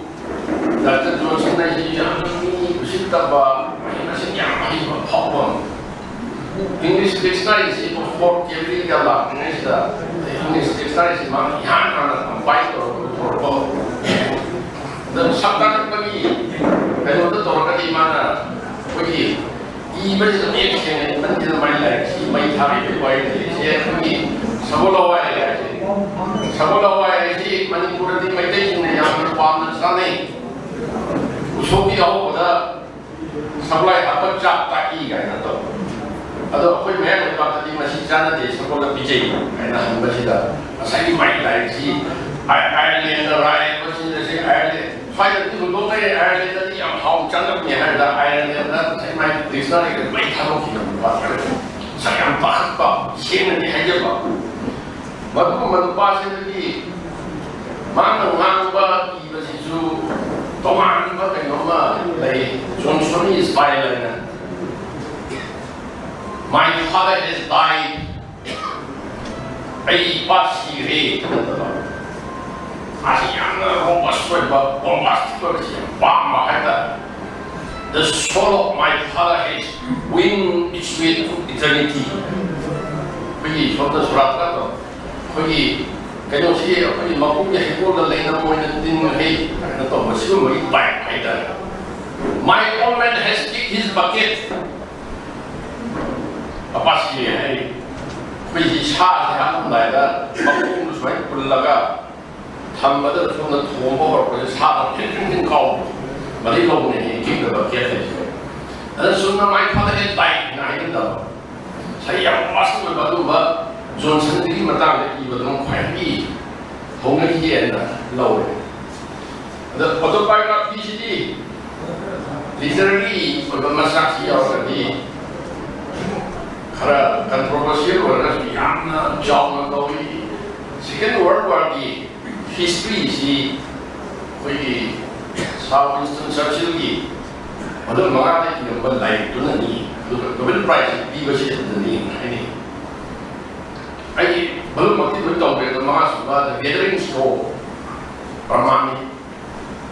ऐसे थाजल लगे लांग तोरम दाई की मतलब British समाज में मिलता भी है तो मां किंग वे के लिए तो के मतलब रशिया अमेरिका के लिए और जर्मन सी माइटी को भी मतलब मां कोई खन बाहेगा बल्कि ये हो बदू बल्कि दल को हो बताओ को मैं तो मां बल्कि छोड़ दिया ना मैं हम खन को ना तो and as a prime minister of the British kingdom मतलब मां का है ना खन भी बोल है ठीक है तो दिया ना Kalau tahu lagi, India ni independence 1947 si 1945 ni lalu Churchill China Pride kamu, kerana itu parti China, kalau Churchill China Pride tu orang ni 47 tu kamu ya. Labour government ni apa atli itu nak before kamu, kerana itu parti ni before pun ni ada lagi. Yang Masai itu menganggap dia memang lebar. Rupanya the Prime Minister punya dia berkat di British masa di sakit saya mana mana ekonomi itu kecil begini. Ada mana orang yang berkat di mana Prime Minister itu even Nobel Prize di mana di literary merit table like a day and that's why I don't know why. India ni Mahatma Gandhi si Nobel Peace Prize pilih si Nobel Prize Committee itu nanti debate lagi Churchill ki berdipidan ni. Macam tu dah British masa semua kali heran lagi harus si memang tahu na pidan ni hay waktu tu susah lagi masih India ki lain thinking dan dia semua question tu. Ayo tu sandar ini sih nasi. Autobiography kan biography sih. Kerana prithivi dari kerana kan lain kan. Manipur ni Kuider semua saya, well known oleh minat terus tinggal berjalan lagi kan Malaysia. Autobiography sudah pergi. Saya itu masalah yang lebih bah. Ada saya wali macam drama berdiri sendiri. Saya itu si Nobel punya si. Autobiography sudah ai isha sudah protagonis hero yang berbicara kuai. Mana pokok lagi mana tinggal lagi. Mana pokok ni mana tengah lagi, masih irak presiden batu mana irak di saya ni kalau tu yang lagi yang nak ayat dalam saya all autobiography dan lain sendiri. Berarti masih jauh dari situ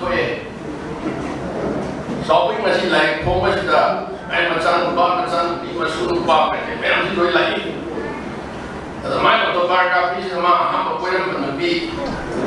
Ani sudah boleh menunjukkan siapa yawi, yawi sudah masuk saya sekian terus itu, nanti yawi berbaik daripada jadi, mas sekian itu mas ada lagi hal yang menjadi hotel ni nak, apa ini kalau kalau dia apa, ada mas usia lagi, asyik memang losin, apa mana pun dia asyik memang losin lagi. Parent kasi saya literature dah sih nam, saya asyik memang sih, kalau tu orang lagi, kali nak lagi,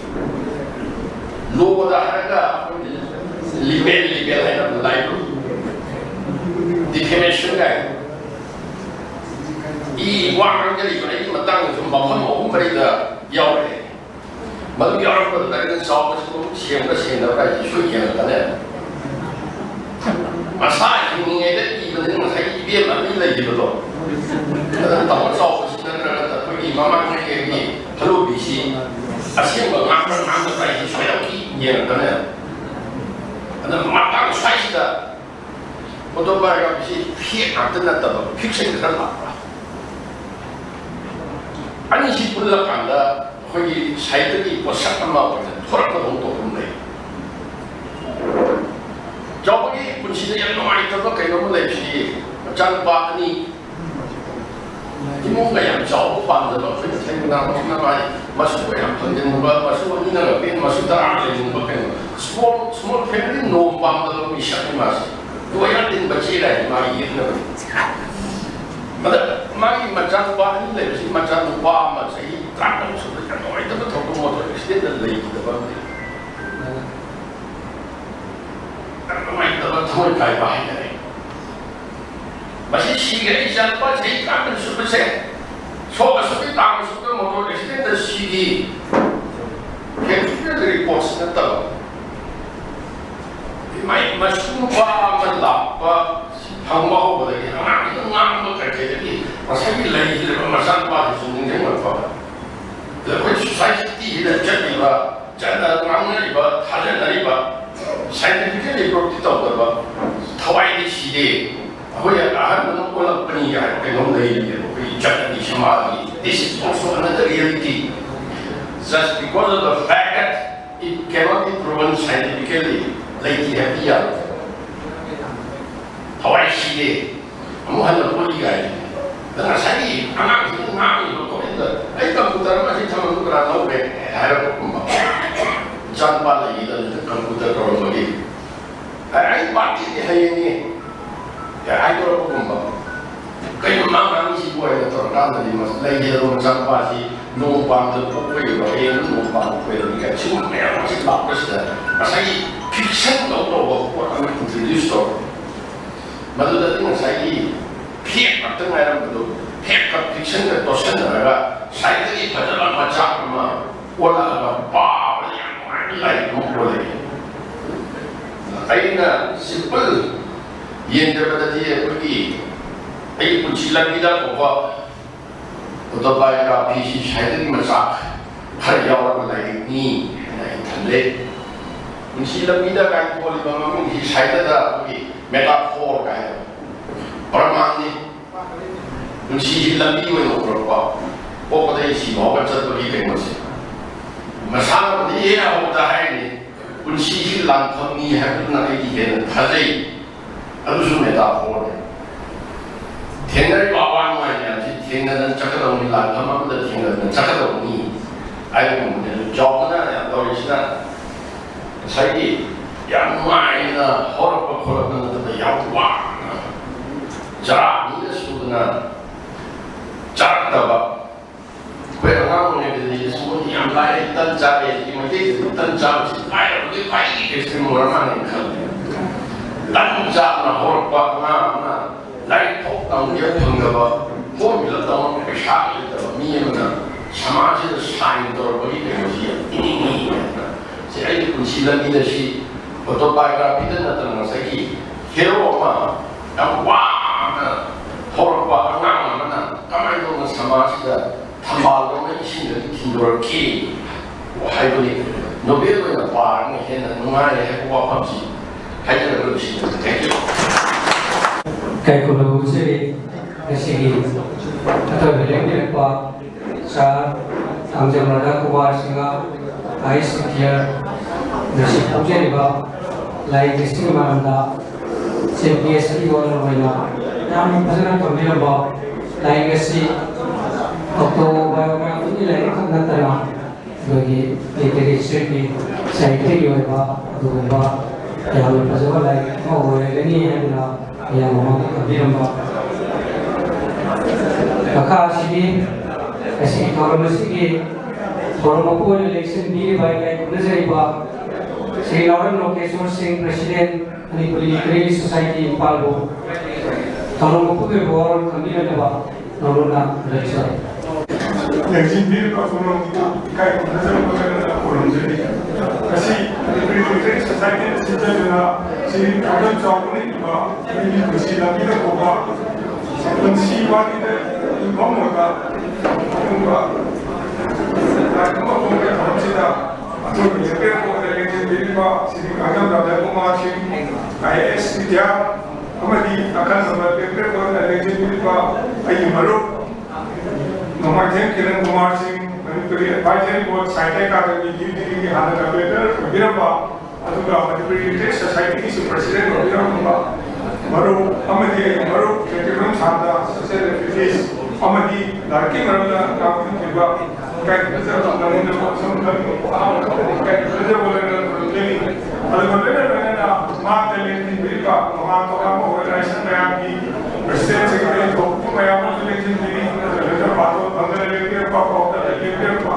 അമതി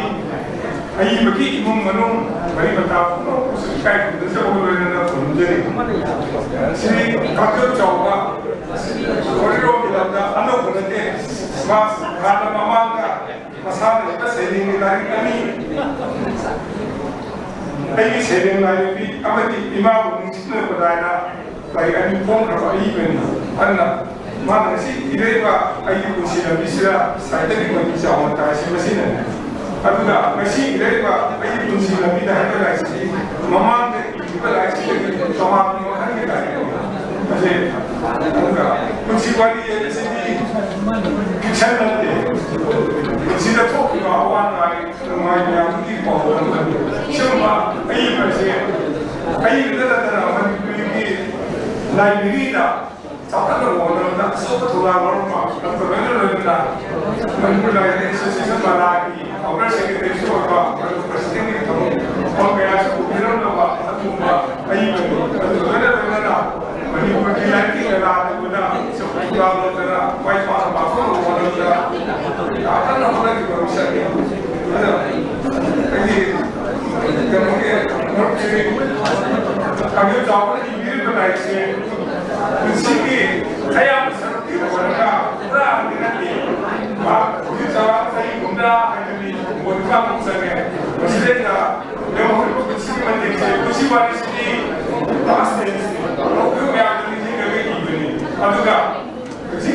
yang mau bersih ini bersih waris berapa menjadi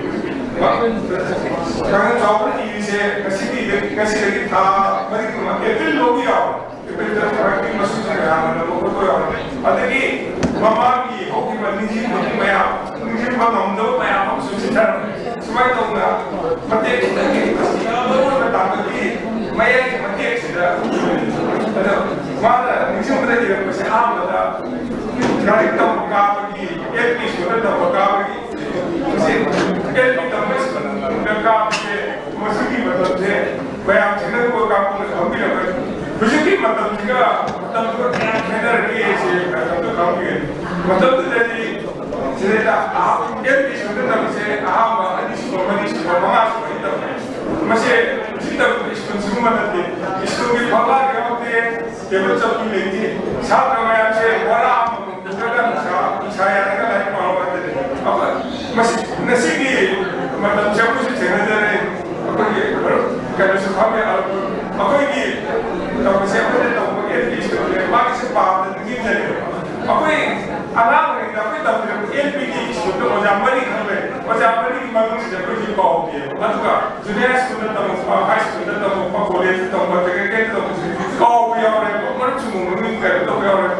LPG itu macam mana sih pergi bawah dia.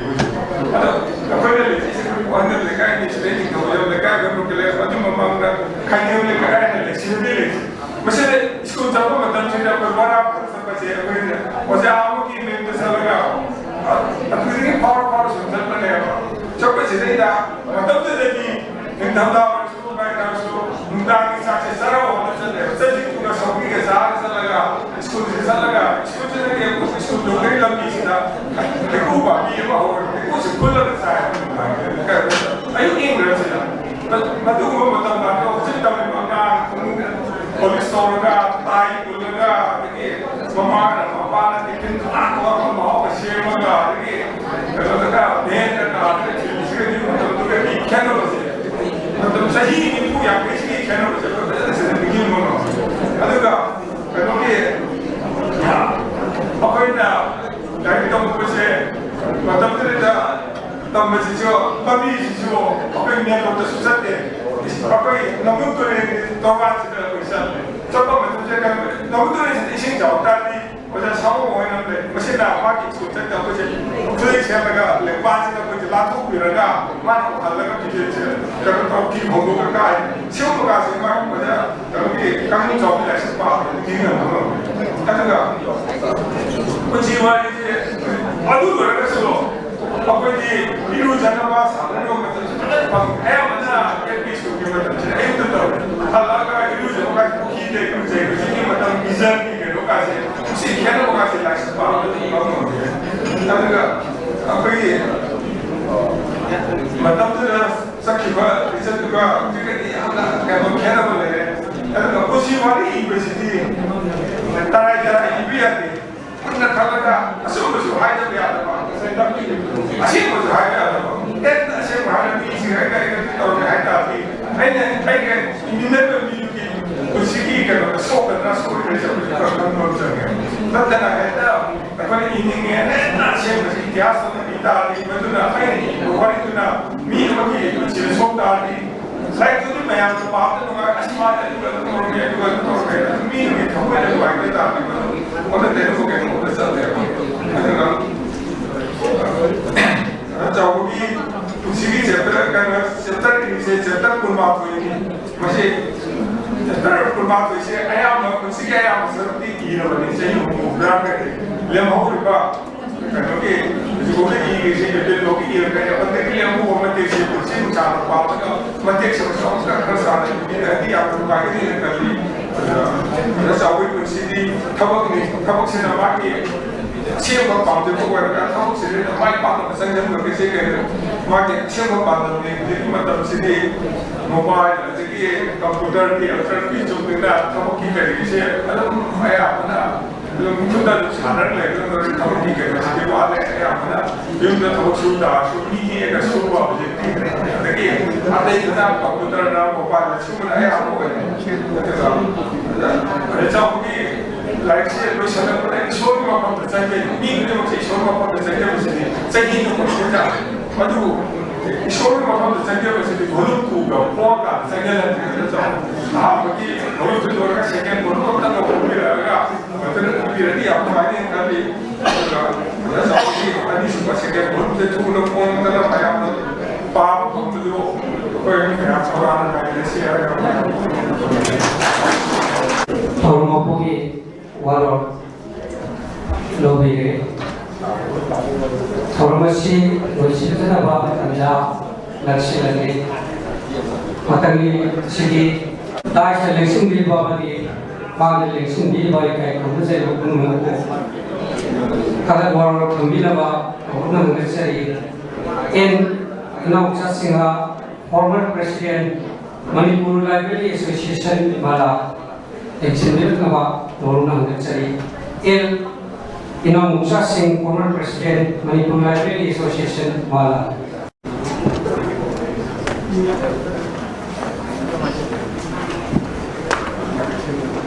Puma bisa imagine itu sudah begini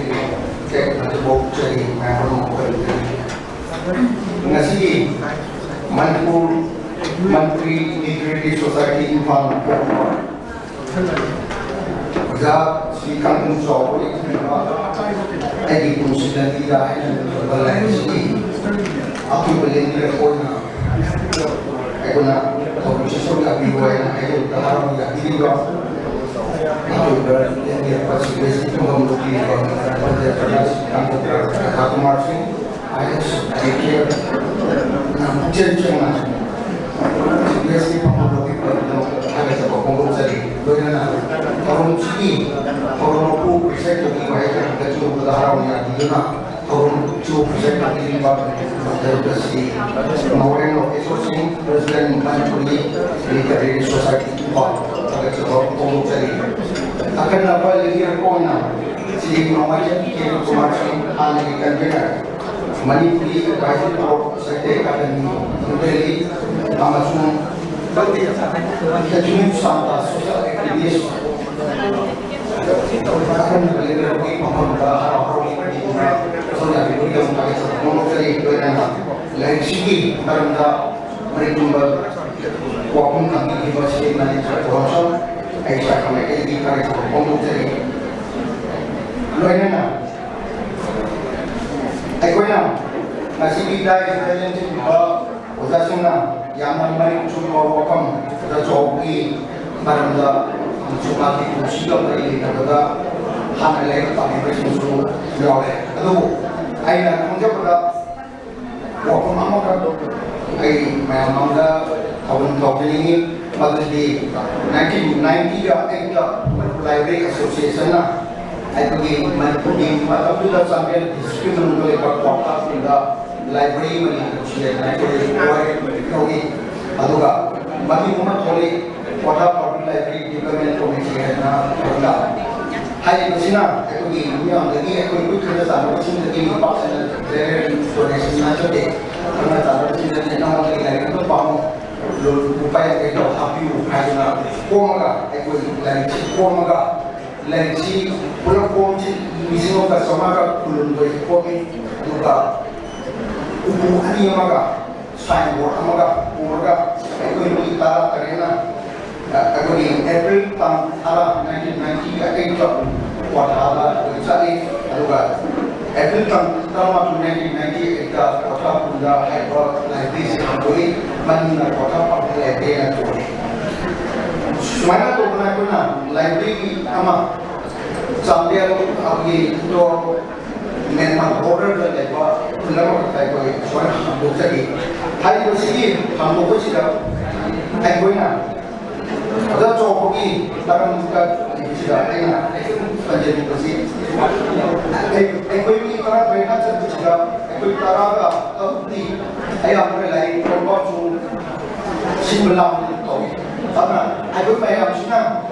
lain kan komplain juga aku di macam tu minibus apa lagi sini lagi minibus aku di sana ka kota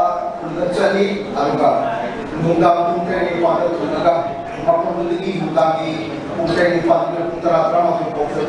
lagi aliran itu juga kota ni kota sebelas YouTube berkat bahwa macam ini jadi amaga aku mudah dan bersedia ini nongan lagi aku tak ramai sana global jadi tahuga kita tahu na di Bolga lagi sehambo pun soalnya aku cerita konsep sudah aku na kota ini lebih sih kota langkai sih kota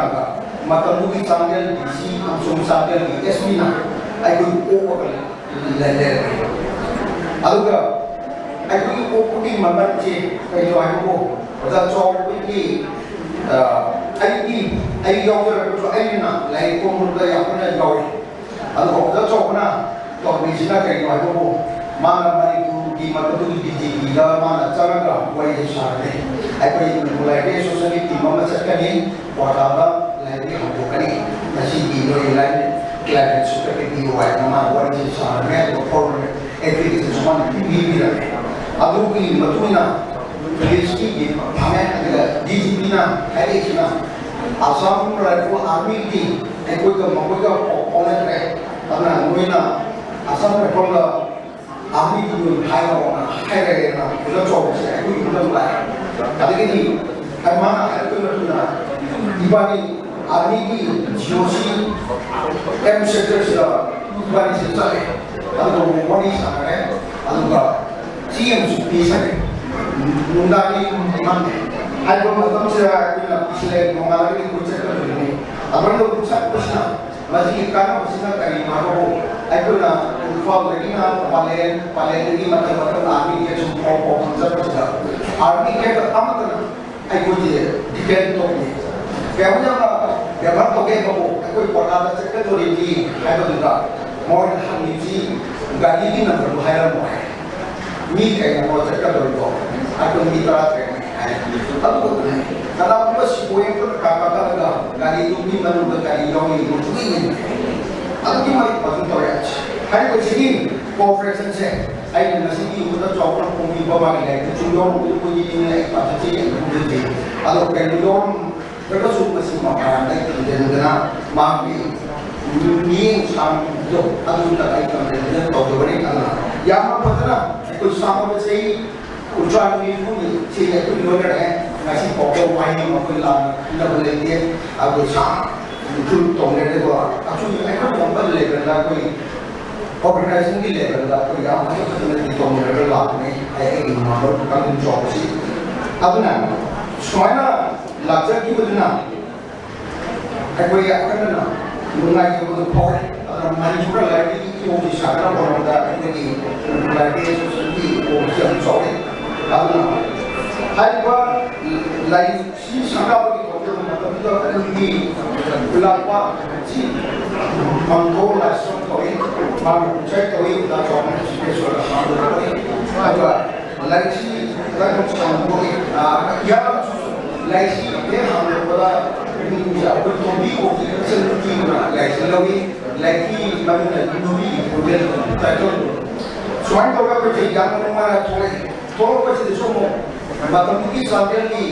เอสพีนะมาเอ็กซ์พอร์ตมาดูที่เอาแบบนั้นคนที่มาพูดถึงตัวซาร์เองนะคนที่จะพูดถึงซาร์เองมันมาพูดถึงตัวเรามาเอ็กซ์พอร์ตที่นั่นคนที่อยู่เลยเอาแบบว่าอย่างนี้ข้ามไปว่าวันอะไรที่สิ่งที่ตัวเองจะตัวจ้าตัวเองเราไม่โกงให้ตัวผมมาพูดถึงตัวการพูดอย่างนี้ข้ามไปตัวใครตัวทำมันก็ไม่เลี้ยวตัวเองนะไม่เลี้ยวเลยตัวไอ้ตัวนี้มันยืดตัวมันละสมัยก่อนนะการลงที่ไหนโอ้ยบอกมาพูดนะอันนี้ลงที่ชุดเอาไอ้ตัวนี้ลงที่สมัยก่อนนะเราชอบกันดูเลยเนี่ยจะเรียกว่าอันนี้แหละที่โซเชียลมีโปรเจกต์ที่มีให้คุณเนี่ยนะสิ่งที่เขาจะเป็นได้ก็สิ่งนั้นแล้วก็ชุดโปรเจกต์ไอ้ตัวนี้มาพูดที่พี่ดีว่ามิสเตอร์เซ็นทรัลไลบรารีที่ไลบรารีอะไรที่บอกผมรู้จักอีกเรื่องนั้นโปรเจกต์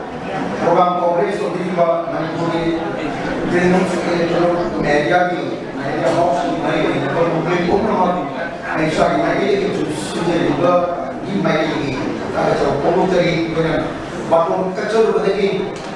hal boleh diterima untuk tahu di bab ini Manipuri kemampuan bakon di depan dalam lain fungsi sehingga merupakan satu dalam program ऐसा ही मैं कहते कि सुनते रहेंगे मैं कहते कि okay मुझे बता दो वो जो बोल रहे हैं ना या कोई ऑब्जर्वर है वो ऑब्जर्व करेगा सुनते ही वो ऐप मौका चली मैं अपने मौका ना करें dia dah pakai bola kami kalau betul dah ke sini orang mungkin yang sudah naik mungkin kalau masih ada masih dah Passion jadi ayana ya berkenan jadi itu mungkin proses sama kan tahu itu mungkin luar jadi orang tahu proses itu mereka ada orang tahu dia apa Cina kita tahu orang apa mereka jawab wajib dia sudah ada mereka jawab proses itu akan jawab kita